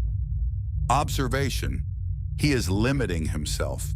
He is using Naruto's memories as a template, but he's correcting the errors in real time. The clones aren't decoys, they are 24 distinct vectors of lethal intent. Kakashi performed a recursive body flicker, a blur of silver and blue that exited the sphere 0.02 seconds before it collapsed. He didn't wait for a counterattack. He channeled a high-frequency electrical discharge, the Raikiri into his right palm. The sound of 1,000 birds chirping was replaced by the low-frequency hum of a professional executioner's tool. He struck the ground. Earth-style, multiple Earth-style wall. The training ground soil underwent a rapid geological upheaval.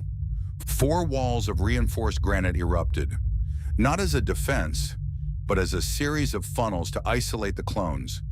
The King of Curses found the experience of molding chakra to be an exercise in high-volume, low-fidelity output. It was like painting with a fire hose. Yet the memories of the vessel provided a fascinating tactical palette. He recalled a specific clumsy maneuver, the Uzumaki Barrage. He didn't perform it. He refined it. 3 clones utilized the granite walls as launch platforms. They didn't kick. They used a localized expulsion of Fox chakra from the soles of their feet to achieve an instantaneous velocity of Mach 1.5. Kakashi met the first clone in midair. He didn't trade blows. He utilized a short-range substitution with a log. But as he reappeared, he found the second clone already occupying his predicted coordinate. The clone's fist, reinforced by a boiling sheath of red chakra, slammed into Kakashi's ribs. The structural load-bearing threshold of the Jonin's flak jacket was exceeded instantly. The ceramic plates shattered, dispersing the kinetic energy across the chest. But the concussive force still induced a 30% reduction in Kakashi's lung capacity. Kakashi didn't retreat. He grabbed the clone's wrist, his Sharingan identifying the flicker in the chakra flow that preceded a clone's expiration. He jammed his Raikiri charged palm into the clone's solar plexus. The clone didn't pop into smoke. It was bifurcated by the electrical discharge, the chakra mass unraveling in a violent thermal spray. "Is that all?" The invader's voice echoed from the trees. The real vessel stood on a branch, watching with a clinical amusement. He was adjusting the flow of his own meridians, testing how much chakra he could compress into a single point before the vessel's cellular walls began to liquefy. "You're fast, Hatake. You're using the boy's memories of your patterns to anticipate me." "Clever. But memory is a static record. I am a dynamic variable." Kakashi landed, his breathing a rhythmic rasp.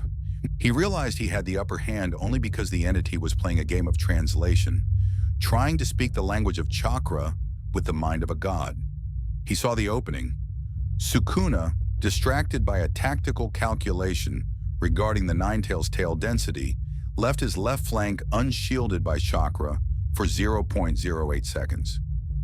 Kakashi didn't hesitate. He used a shadow clone of his own as a physical bridge, propelling himself forward with a surge of lightning that turned the grass beneath him into carbon. The Raikiri hit.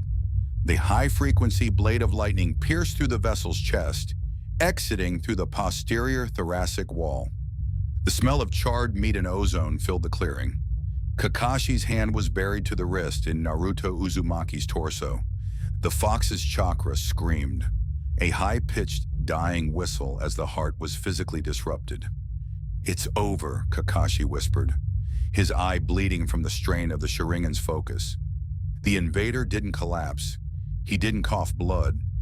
He looked down at the hand protruding from his chest with a look of genuine academic curiosity. "A fatal strike in this world's biology," the voice said. It was no longer the boy's voice. It was a pure, resonant baritone that bypassed the ears and vibrated directly in the skull. The cessation of cardiac function, the interruption of oxygen to the brain, truly a delicate system. The air around the wound began to shimmer, not with red chakra, but with a pale golden luminescence. The sound was not the bubbling of fox healing.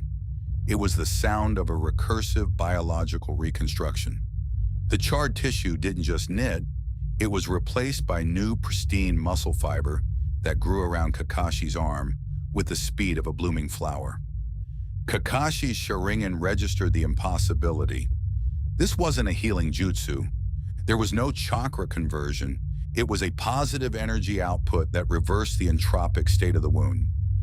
Reversed curse technique. Sukuna reached out with a hand that now possessed a fifth and sixth finger beginning to bud from the palm. He gripped Kakashi's wrist. "You did well to reach the core," the King of Curses whispered. His grin now split into two separate, jagged mouths. "But I have already mastered the art of being unkillable while your world was still learning how to make fire." The positive energy flared. Kakashi's Raikiri was snuffed out like a candle in a vacuum. The real fight had just begun. The King of Curses did not retract his hand. He commanded the newly formed cardiac tissue to expand, physically ejecting Kakashi's arm from the thoracic cavity with the wet, rhythmic force of a birth. Kakashi stumbled back, his boots dragging through the vitrified glass. His right arm, scorched by the feedback of his own Raikiri, hung uselessly, a dead weight of charcoal and nerve-shattered meat. The silence that followed was not empty. It was a heavy, legato dread, the kind that precedes the final notes of a funeral mass. "You found the center," the invader observed, his voice a clinical rasp. He stood perfectly still as the last of the Raikiri's electrical arcs dissipated into the grass. It was a technically perfect execution. In any other reality, you would be standing over a corpse. For that, I shall grant you a reprieve. 5 minutes of subjective time. Gather your ghosts, Hatake. I wish to see what the will of fire looks like when it is truly cornered. Hatake Kakashi was a man who had spent 30 years preparing to be a casualty. He felt the third-degree burns on his palm and the localized collapse of his left lung. Adrenaline, a fleeting biological lie, began to flood his system, masking the excruciating reality of his fractured ribs. He looked at the vessel. He didn't see Naruto. He saw the way the air warped around the 13-fingered monster, a gravitational lensing that suggested the boy's mass was increasing with every second. Kakashi's left hand blurred through a sequence of hand signs. He didn't use one jutsu. He used a recursive chain of elemental conversions. Earth style, mud wall. Water style, water dragon. Lightning style, false darkness. The training ground became a chaotic laboratory of physics. The water dragon coiled through the air, electrified by the lightning, while the earth walls formed a jagged, hexagonal arena.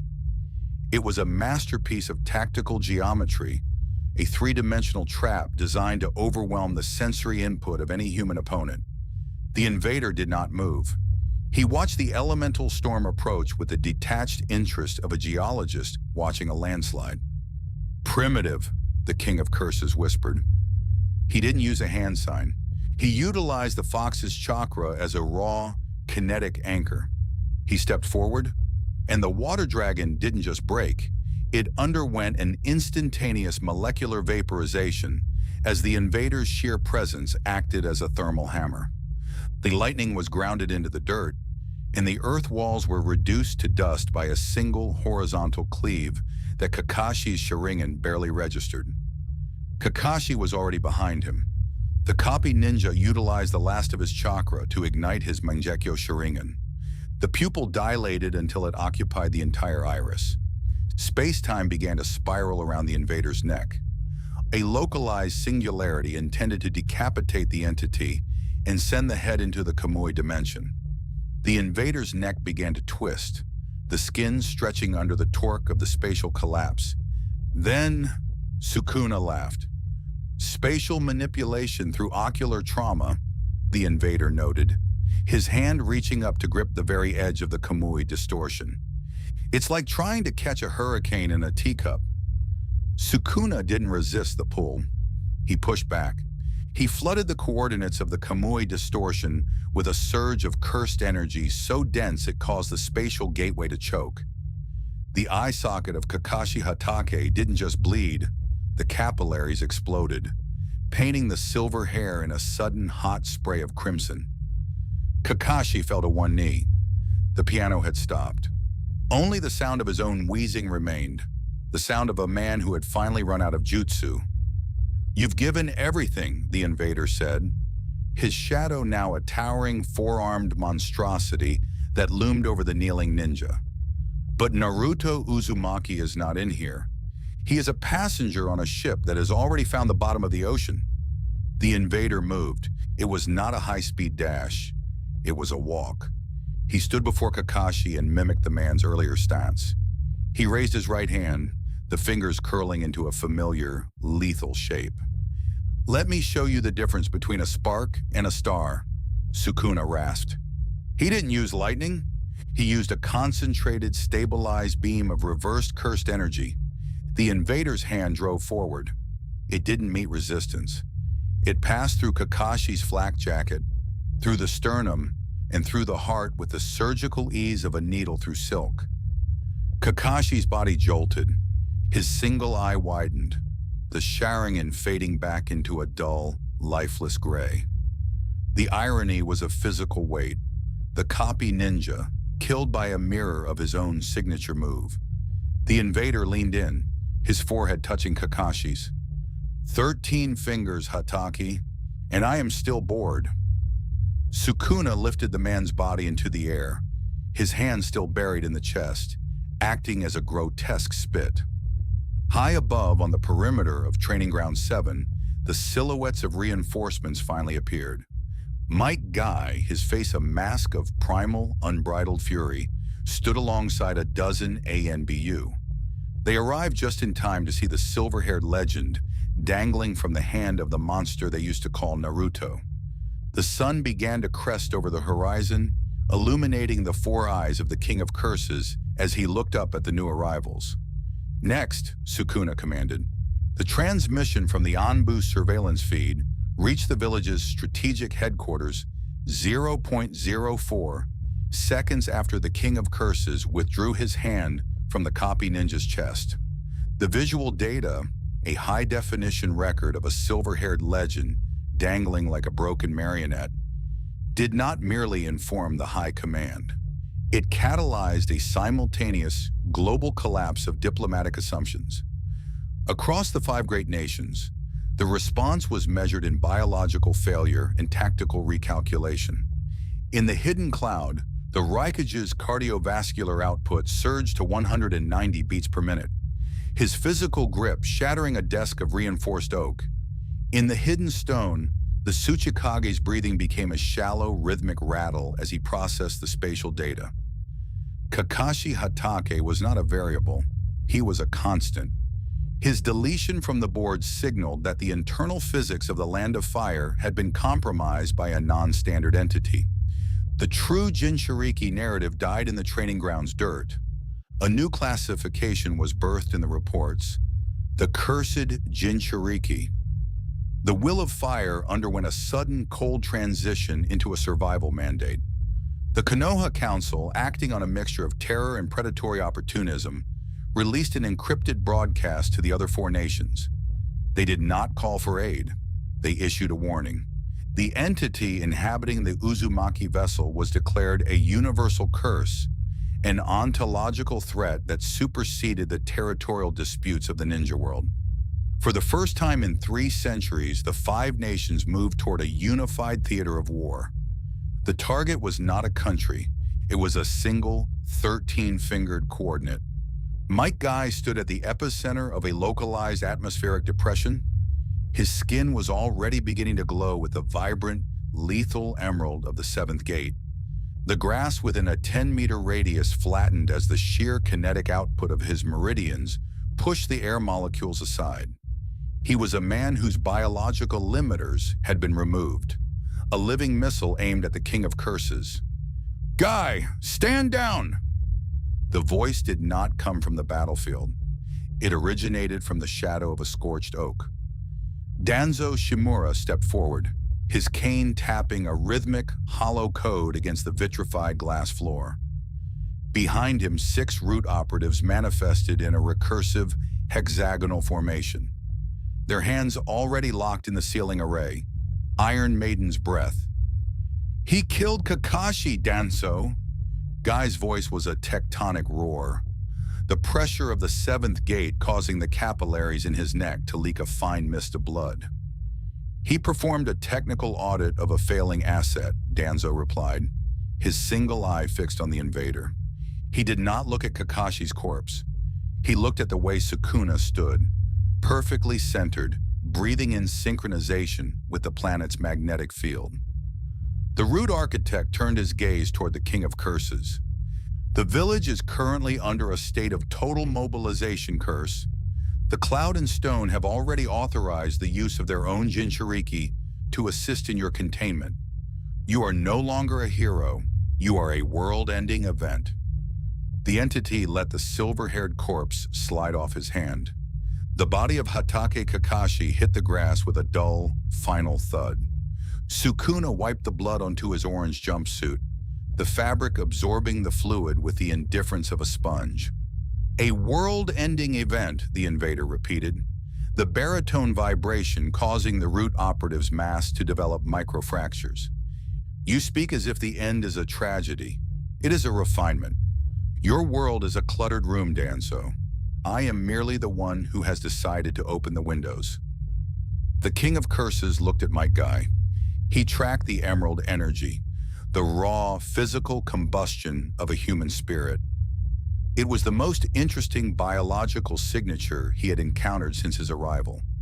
It lacked the elegance of cursed energy, but the sheer brute volume was a fascinating waste of potential.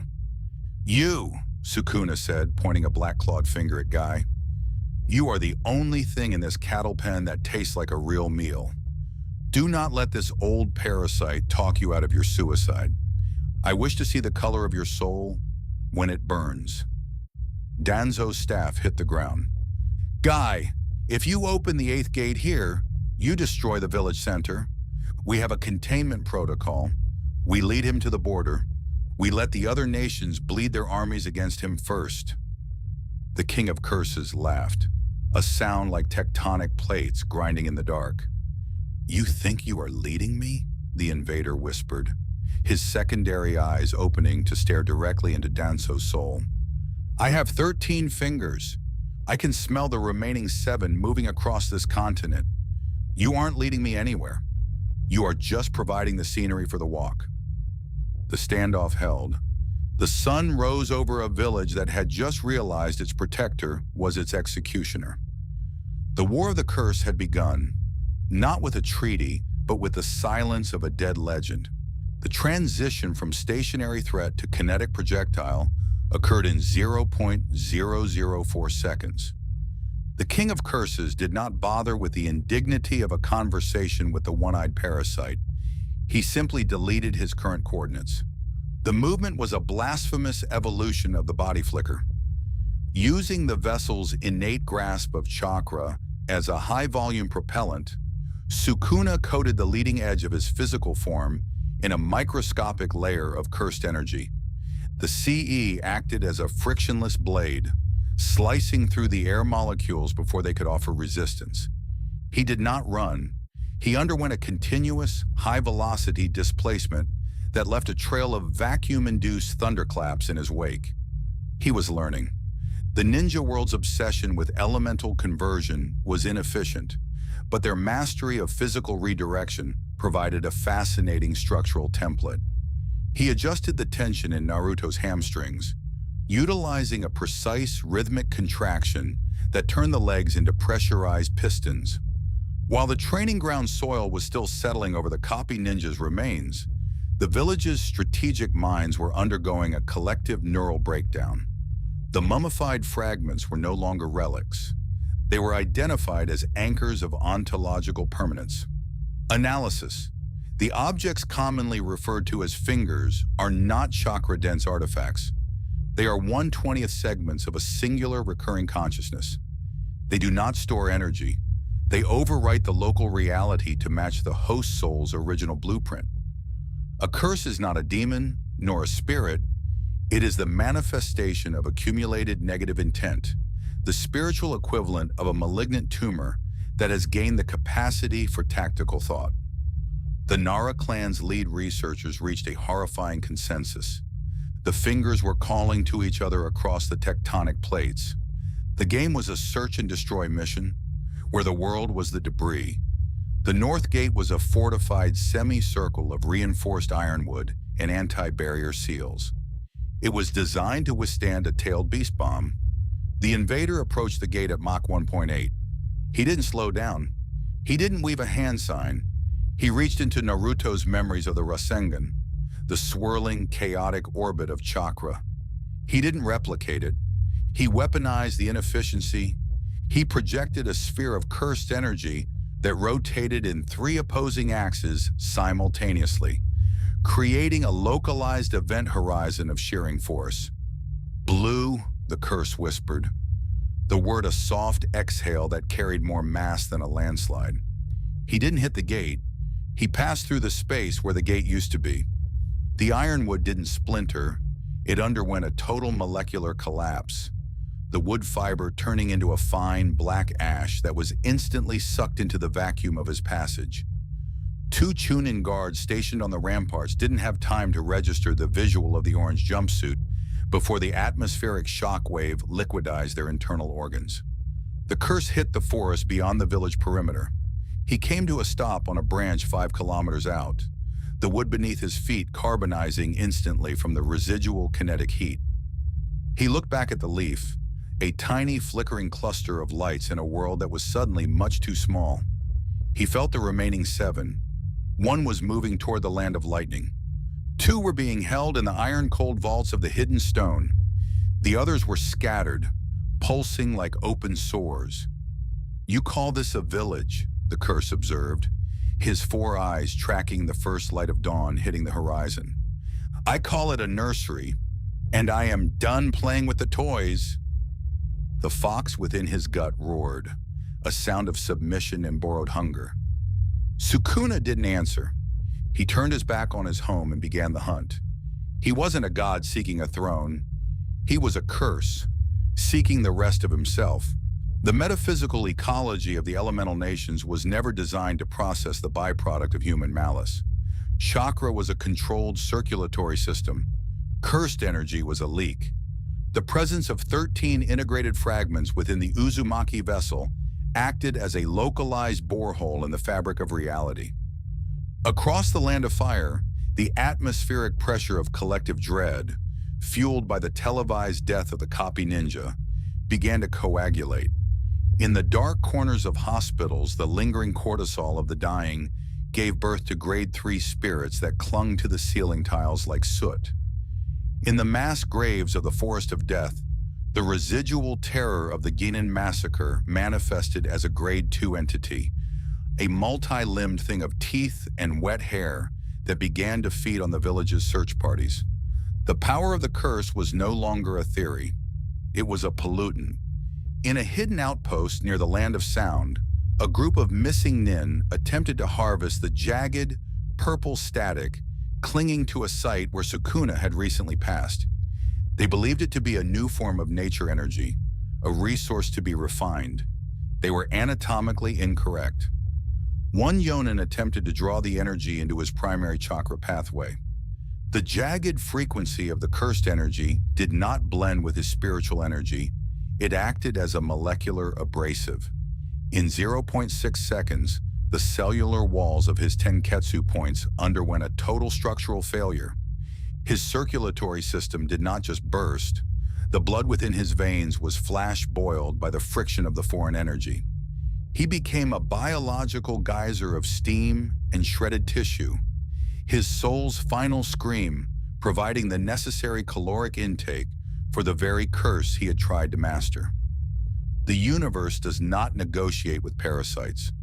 The curse moved through the Land of Sound with a rhythmic, mechanical grace. He did not utilize the trees. He walked through the air, the displacement of his footsteps creating a sequence of miniature sonic booms that flattened the grass below. He followed the resonance. It was a high-frequency rhythmic throb coming from deep underground, a series of chambers reinforced with lead and anti-divination seals. Orochimaru was not hiding, he was waiting. The curse reached a stone outcropping that served as the primary ventilation shaft for the hideout. He did not search for a door. He raised a hand, his fingers curling into a clinical, vertical alignment. Dismantle. The outcropping did not shatter. It was deconstructed into 400 symmetrical cubes of granite. The cubes fell into the shaft, creating a rhythmic clatter that signaled the arrival of a superior predator. The Sannin stood in a laboratory illuminated by the pale green glow of preservation tanks. On a central pedestal, two mummified fingers sat inside a containment field of recursive sealing formulas. Orochimaru's yellow pupils were slit with a scientific fervor that bordered on a death wish. He had mapped the energy. He had seen the curse manifest in the tissue of his test subjects. 13 in the boy, Orochimaru hissed, his tongue flickering over his lips. 2 here, 5 remaining in the wild. The mathematics of your existence are beautiful. The ceiling above the lab ceased to exist. The curse descended, his orange jumpsuit scorched, his 4 eyes tracking the 2 fingers on the pedestal with a lethal, singular focus. He landed 1.5 meters from the Sannin. The atmospheric pressure in the lab rose until the glass preservation tanks began to develop spiderweb fractures. The snake who thinks he is a dragon, the curse rasped, his voice a layered, ancient baritone. You have been poking at my soul with a needle. I have come to see if you have enough skin left to be worth the effort of a proper flaying. Orochimaru did not retreat. He performed a hand sign, the summoning triple Rashomon. 3 massive demonic gates erupted from the floor, intended to act as a physical buffer. The curse didn't even look at the gates. I am the reason your world is screaming, Sukuna whispered. And you think a piece of wood and iron will protect you from the inevitable? He reached out. The air in front of the first Rashomon gate didn't just vibrate, it vanished. The triple Rashomon gates did not collapse. They underwent a simultaneous geometric simplification. The 3-meter-thick composite of iron and reinforced wood was subjected to a vertical lattice of invisible, high-frequency kinetic displacements. The gates did not shatter into shards. They were reduced to symmetrical cubes of 10-centimeter diameter, which settled into the laboratory floor with a rhythmic, percussive finality. The Sannin, a master of biological redundancy, found his sensory network overwhelmed by a stimulus his nervous system could not categorize. A fascinating methodology, Orochimaru hissed, his hands moving through a recursive sequence of hand signs that defied standard anatomical limits. His neck elongated, the vertebrae snapping into a flexible, serpentine column as he attempted to retreat into the shadows of the ventilation ducts. The curse did not give chase. He raised a hand, the index and middle fingers slightly curved. Dismantle. The ventilation duct and the 3 cubic meters of reinforced stone surrounding it were vertically bisected.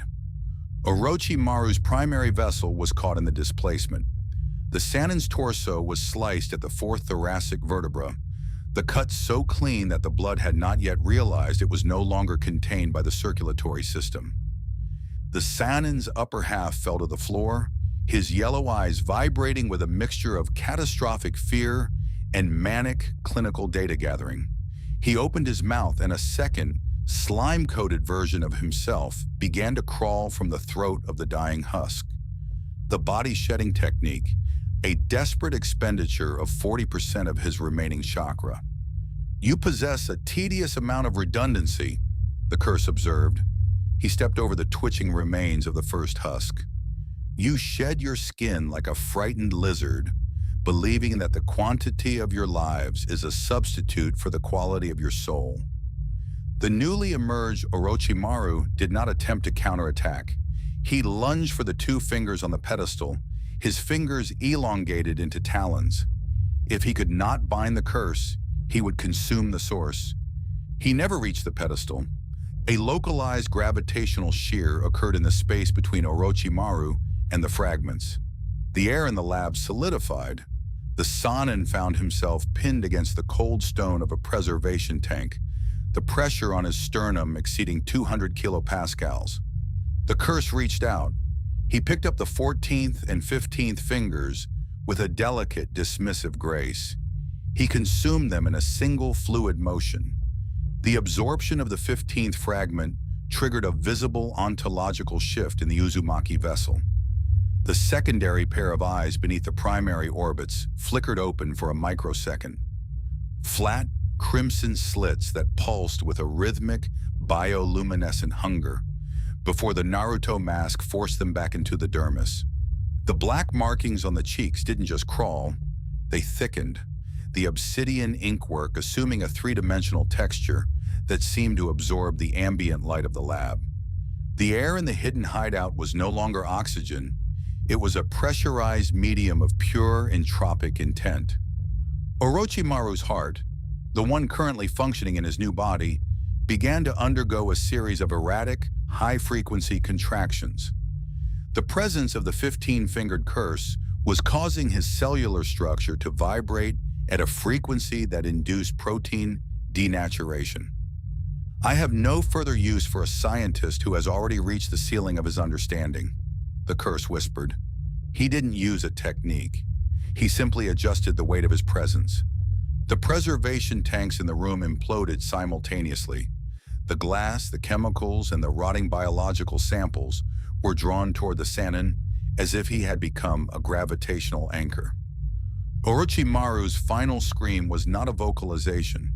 It was a rhythmic expulsion of air as his lungs were crushed by the structural failure of his own ribcage.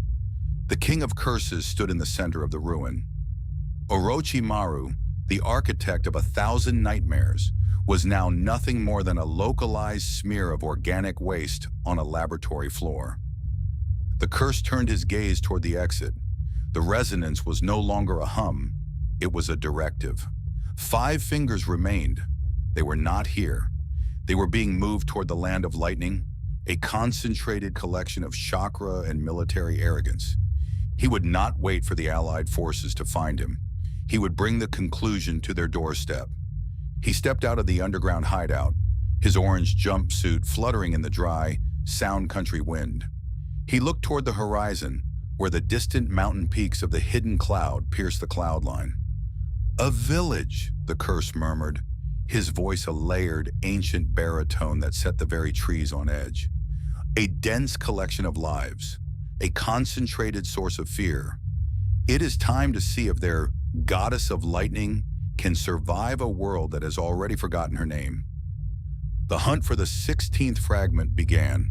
The iron-rich atmosphere of the hidden cloud peaks smelled of ozone and impending rain.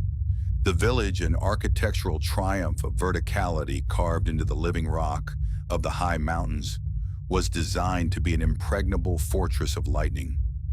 At 1422, the structural integrity of the main suspension bridge, a span of 300 meters of reinforced steel, underwent a catastrophic molecular failure. The curse did not fly. He simply occupied the space where the bridge's central tension cables used to be. As the steel snapped, the recoil whipped through the air at Mach 2, decapitating 4 centuries before their neurons could register the sound of the breach. The entity stepped onto the village's upper terrace. He did not run. He walked with a rhythmic, mechanical grace, his orange jumpsuit fluttering against the pallid gray tint of his mutating skin. Patrol Unit 8D, a squad of 6 mid-tier Chunin, intercepted the intruder near the civilian residential sector. They performed a synchronized lightning-style, 4-pillar bind. The intent was to paralyze the target's nervous system with 1.2 gigawatts of directed electrical current. The curse did not weave a counter-jutsu. He adjusted his internal conductivity. He allowed the lightning to enter the vessel's meridians, using the Nine-Tails chakra as a grounding rod, then reflected the energy outward in a 360-degree radial discharge. The resulting thermal expansion caused the moisture in the Chunin's lungs to undergo instantaneous vaporization. Their rib cages exploded outward from the internal steam pressure. 6 lives were reduced to anatomical debris in 0.4 seconds. The curse continued his stroll. In a small bakery 2 blocks away, a woman named Mika held her 4-year-old son, Kenji. She had been taught that the Raikage was a shield, that the village was the apex of safety, As the shadow of the orange-clad entity crossed the threshold, the woman's detrusor muscle failed. Cortisol levels in her bloodstream spiked to toxic levels. The curse did not look at them. He was tracking a resonance, the 16th finger, located in the mountain's peak. He flicked a wrist. A single horizontal cleave intersected the room. The displacement of air was so precise it bypassed the woman's skin, instead severing the carotid arteries of both mother and child with the surgical ease of a laser. They did not scream. They simply leaked into the flour on the floor, their heart rates decelerating in perfect tragic synchronization until the biological silence was absolute. A mountain cat, a local pet known for its predatory instincts, hissed from a nearby fence. Its amygdala recognized a presence that was not of this world, a curse that smelled like 1,000 years of rotting silk and wet iron. The animal's heart underwent a fatal arrhythmic contraction. It fell from the fence, dead before it hit the stone, its nervous system choosing to shut down rather than process the visual of the entity's shadow. "Keep the perimeter. Don't let him reach the tower. Use the ceiling." The voice of the Genin commander was cut off mid-syllable. His lower jaw was displaced 3 meters to the left by an invisible vertical dismantle. He stood for a heartbeat, his brain still firing tactical commands into a mouth that no longer existed, before his blood pressure plummeted to 0. The curse walked through the blood-slick streets. He stepped over the bodies of men, women, and the elderly with a clinical indifference. To him, they were not lives. They were minor structural interruptions in his path to the fragment. He reached the central plaza, the base of the Rykage's spire. The air here was so saturated with cursed energy that the clouds themselves had turned a bruised, sickly purple. The atmosphere underwent a sudden, high-frequency vibration. The displacement of 1,200 kilograms of air announced the arrival of the apex. A streak of golden-blue lightning descended from the spire at Mach 3. The Rykage A did not announce himself. He entered the lightning-style chakra mode, his internal electrical output turning his hair into a jagged crown of ionizing radiation. Behind him, a secondary silhouette manifested. Killer B, the 8 Tails Jinchuriki, his 7 blades humming with a high-frequency vibration that suggested a total rejection of the curse's presence. The Rykage's fist, reinforced by 1,000 pounds of kinetic momentum and lightning-natured chakra, intersected the space 0.002 millimeters from the curse's face. The curse did not dodge. He raised a hand, his 4 eyes, 2 primary, 2 crimson slits beneath, opening wide in a look of ecstatic, predatory joy. The collision produced a shock wave that shattered every window within a 6-block radius. The stone floor of the plaza liquefied, turning into a crater of molten slag as the two forces neutralized each other. "Finally!" the curse rasped, his voice a dissonant, ancient baritone that cut through the thunder of the Rykage's aura. A vessel with enough density to survive a proper deconstruction. The Rykage's pupils were pinpricks of blue fury. He saw the 13-fingered monster smiling at him, a mask of a boy he used to respect, now inhabited by a sentient extinction. The air between them ignited. The atmosphere in the central plaza did not merely vibrate. It underwent a continuous electrical discharge that turned the air into a soup of ionized nitrogen. The Rykage's internal frequency was a nostalgic echo. It carried the same jagged, sacrificial resonance as Hajime Kashimo, the man who had traded his biological future for a single incandescent moment of electricity in the Heian wastes. The curse did not dodge the initial volley. He recalibrated the space he occupied. The Rykage's lariat struck a localized high-pressure zone of cursed energy 3 millimeters from the vessel's throat. The resulting kinetic feedback caused the Rykage's bicep to undergo a series of microscopic muscle fiber ruptures as the energy found no purchase in the vacuum. A, sensing the mechanical failure of the strike, utilized his weight to pivot, his footwork creating a crater of molten slag in the plaza's granite. Beside him, Killer Bee operated on a different rhythmic plane. The Eight Tails Jinchuriki did not move in straight lines.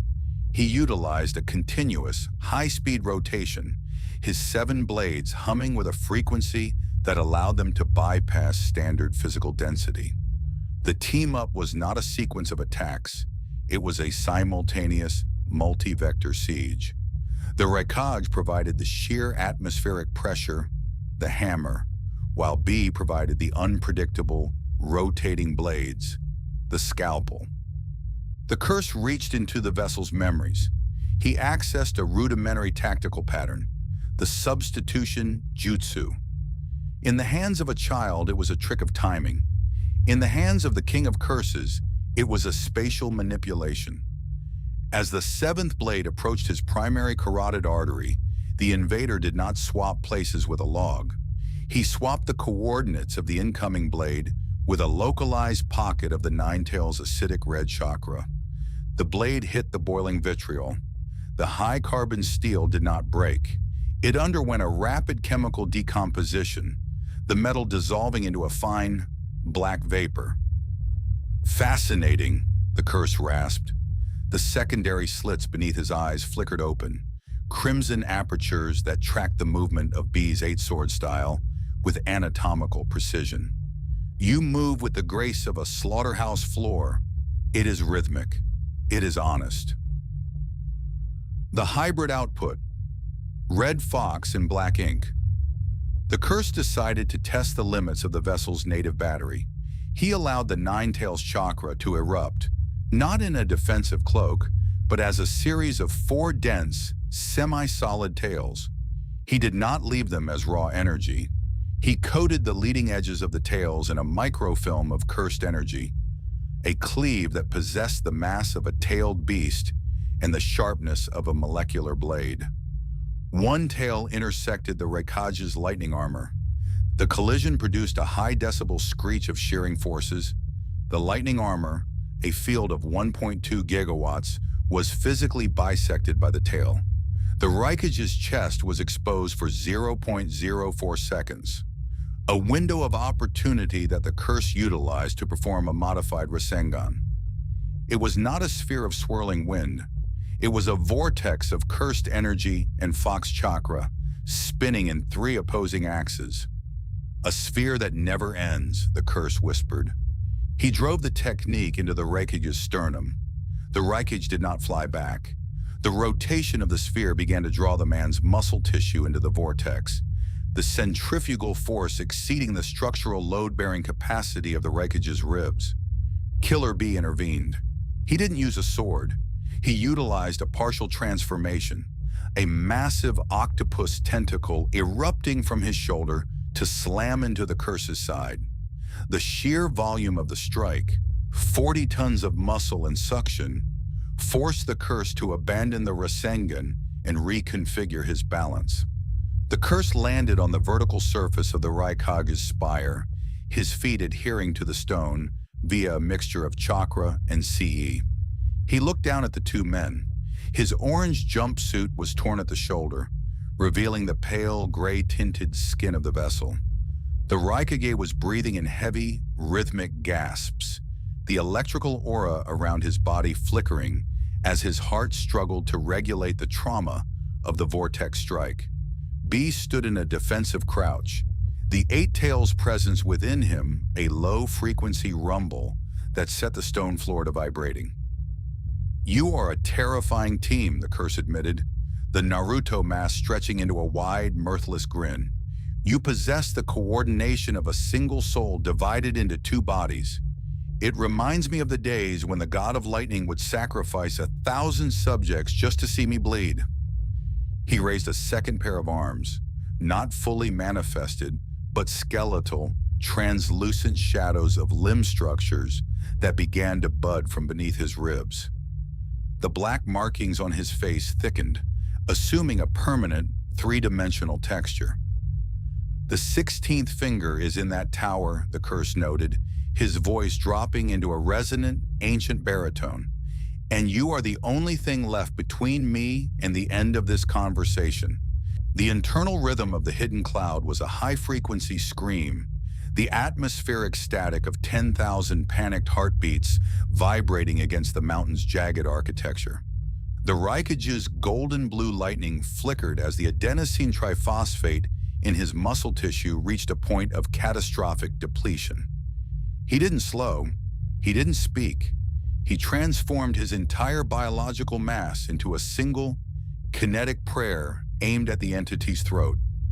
The curse did not parry. He utilized a localized gravitational shear to pivot his center of gravity midair, allowing the Raikage's Mach 3 lariat to intersect with nothing but a void. The sheer displacement of air created by A's passage caused the stone walls of the central plaza to undergo instantaneous pulverization. The entity's focus was no longer on the combatants. He was tracking a tectonic thrum, a concentrated node of his own soul located exactly 40 meters above, behind 3 layers of reinforced lead alloy shielding. He moved. He didn't utilize the stairs or the external facade. He performed a vertical cleave that bisected the Raikage's spire from the ground floor to the apex.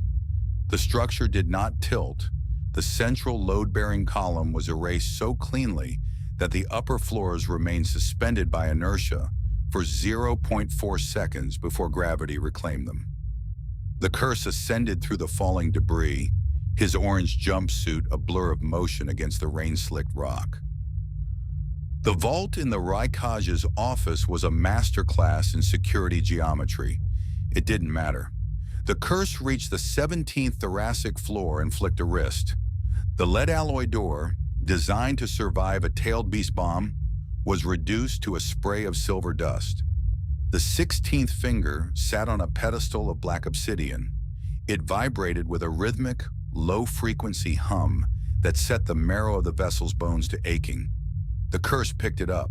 He didn't hesitate. The fragment was consumed in a single fluid motion that bypassed the digestive process, the soul data immediately overwriting the vessel's cellular DNA. The absorption triggered a visible shift in the world's rendering. The air within a 5-block radius of the spire didn't just turn cold, it became a liquid medium of pure entropic static. The Naruto mask didn't just crack, it began to liquefy. The secondary eyes beneath the primary orbit snapped wide, their crimson pupils focused on the village below, with a look of absolute predatory clarity. No extra limbs emerged, but the torso of the vessel thickened, the skeletal structure densifying to accommodate the 180% increase in cursed energy saturation. The Raikage and Killer Bee reached the ruined office. They saw the entity standing in the center of the debris. They saw the 16-fingered smile. Words were no longer a viable currency. The curse lowered his hands into a specific, ritualistic geometry. He didn't weave a jutsu. He didn't mold chakra. He expanded his inner domain into the physical world. Domain expansion. The voice was not a sound. It was a frequency that bypassed the ears and vibrated directly in the brain's fear centers. A massive, skeletal structure of black bone and red lacquer manifested in the center of the hidden cloud. It possessed no walls. It possessed no roof. It was a singular, demonic altar surrounded by a sea of severed skulls. The Raikage initiated a final, desperate charge. B unleashed a 100% output tailed beast bomb. The shrine did not react. It simply existed. The 200-meter radius of the domain became a localized zone of infinite, invisible kinetic displacements. The cleave and dismantle techniques did not strike in sequence. They occurred as a continuous atmospheric event. The stone of the mountainside didn't shatter. It was shredded into symmetrical cubes. The steel of the village's bridges didn't snap. It was vaporized into a fine metallic mist. Killer Bee's 8 Tails manifestation didn't just bleed. The massive cephalopod-like limbs were subjected to several thousand cuts per second.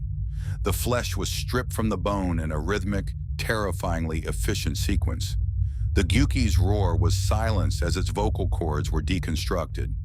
The Ryomen, the fastest man in the world, found that speed was irrelevant when the very air he breathed was a lattice of blades. His lightning armor was not bypassed, it was sliced into a billion distinct electrical sparks. His skin, his muscle, his very legacy. Everything was reduced to a fine crimson spray that saturated the mountain peak. The hidden cloud did not fall, it was deleted. The buildings, the archives, the citizens in their shelters, nothing survived the terminal geometry of the shrine. In 15 seconds, the architectural triumph of the Land of Lightning was reduced to a flat, circular plateau of gray dust in pulverized bone. The King of Curses stood in the center of the silence. The shrine faded, leaving only the 16-fingered entity standing on a mountain that had been shaved smooth. He looked at the orange fabric of his sleeve, now dyed a permanent copper brown from the saturation. He didn't speak. He simply smiled, a wide, jagged expression of pure, unadulterated malice. The Land of Lightning was off the map. 4 fingers remained. The removal of the hidden cloud from the geological record did not produce the standard acoustics of a military defeat. There was no smoke, no lingering fire, and no scattered ruins. There was only the acoustic void, a 200-meter radius of silence, where the molecular density of the air had been reduced to zero. The dust of 10,000 lives, pulverized into a fine gray silicate, began to settle over the Land of Lightning like a winter that promised never to thaw. Across the continent, the survival instinct of the human species underwent a catastrophic recalibration. Fear was no longer a fleeting emotion. It had become the primary environmental pollutant. The saturation of the atmosphere with 16 fingers worth of entropic intent acted as a mutagen for the world's collective subconscious. The curse was no longer confined to a single vessel. It was a self-replicating, biological event. Scavengers now cling to the shadows of the leaf and sand hospitals. They feed on the cortisol of the grieving. They have learned to mimic the sound of a child's sob to lure Mednin into dark corridors. Predators have manifested in the Forest of Death in the Great Naruto Bridge. These entities have begun utilizing rudimentary chakra mimicry. They do not use jutsu, but they can vibrate their mass to simulate the frequency of an earth wall, creating physical traps for traveling merchants. 3 tacticians have manifested in the hidden mist. They have occupied abandoned shinobi outposts. Reports indicate they are reading tactical scrolls, absorbing the military history of the world to better understand the optimal points of human anatomical failure. The world had shifted from a war between nations to a war against the very air they breathed. Within the subterranean darkness of the Root's primary bunker, Danzo Shimura stood behind a 3-inch thick pane of lead-tempered glass. He did not look at a student. He looked at a prototype. Sasuke Uchiha sat in a sensory deprivation tank, his 3 Tomo Sharingan locked in a state of perpetual activation. He was not being injected with power, he was harvesting. The world was now wet with cursed energy. It clung to the walls. It pooled in the gutters. Sasuke's eyes, evolved through the trauma of the cloud's erasure, had learned to perceive the void between chakra signatures. He was not molding his own energy. He was reaching into the ambient rod of the room and pulling it into his own meridians. The boy is no longer a ninja, Danzo noted, his voice a dry rasp of tectonic plates. He is the first sorcerer of the leaf. He does not use the fire of the Uchiha. He uses the cold ash that the curse has left behind. Sasuke's hand twitched. A localized discharge of black, jagged lightning flickered across his palm. It did not chirp like 1,000 birds. It hissed with the sound of a closing casket. The hidden stone is the final coordinate, Danzo continued. The Tsuchikage has the last 4 fingers. He has placed them in the center of the granite fortress. He believes his particle style can erase the curse. He is wrong. He is merely setting the table for the final meal. Sasuke looked up. The third tomo in his eyes began to stretch, the geometry of the pupil threatening to collapse into a new, darker form. He did not speak. His mouth was set in a rigid, clinical line. He was no longer seeking his brother. He was seeking the thing that had turned his world into a graveyard. The Land of Fire's border was no longer a physical line. It was a demarcation of terror. As the allied shinobi forces began their desperate march toward the hidden stone, a thermal anomaly was detected in the Valley of the End. The statues of the first Hokage and Madara Uchiha did not crumble. They underwent a spiritual inversion. The collective fear of the Uchiha's historical legacy, the century-long dread of the man who could command the Nine Tails and rewrite reality, had finally reached its boiling point. The air between the two statues began to liquefy. A localized event horizon of pure negative intent manifested, drawing in the nearby water and earth to create a physical housing. It was not a resurrection. It was a special grade curse. A figure stepped from the void. It wore the armor of the Heian-era warlords, but the plates were made of obsidian bone. It possessed no skin, only a shifting, translucent layer of black smoke that held the shape of a man. In its eyes, the Sharingan did not spin. It pulsed, like a dying star. The curse of Madara looked toward the west, toward the resonance of the 16 fingers. It did not breathe, for it had no lungs. The king is back. The curse's voice echoed, a sound produced by the vibration of the very earth beneath its feet. But this world belongs to the dead. The transmission holds. Your unwavering focus, your absolute gaze, serves as the singular anchor point for these colliding realities. You didn't just watch, you stabilized the breach. Portal Comic X remains tethered to this plane only because you chose to endure the friction of the void until the very end. You are the battery. You are the witness. This channel is the only lens capable of capturing the collapse, and you are its pulse. Subscribe to the frequency now and step directly into the next anomaly. The portal is wide, and it is waiting.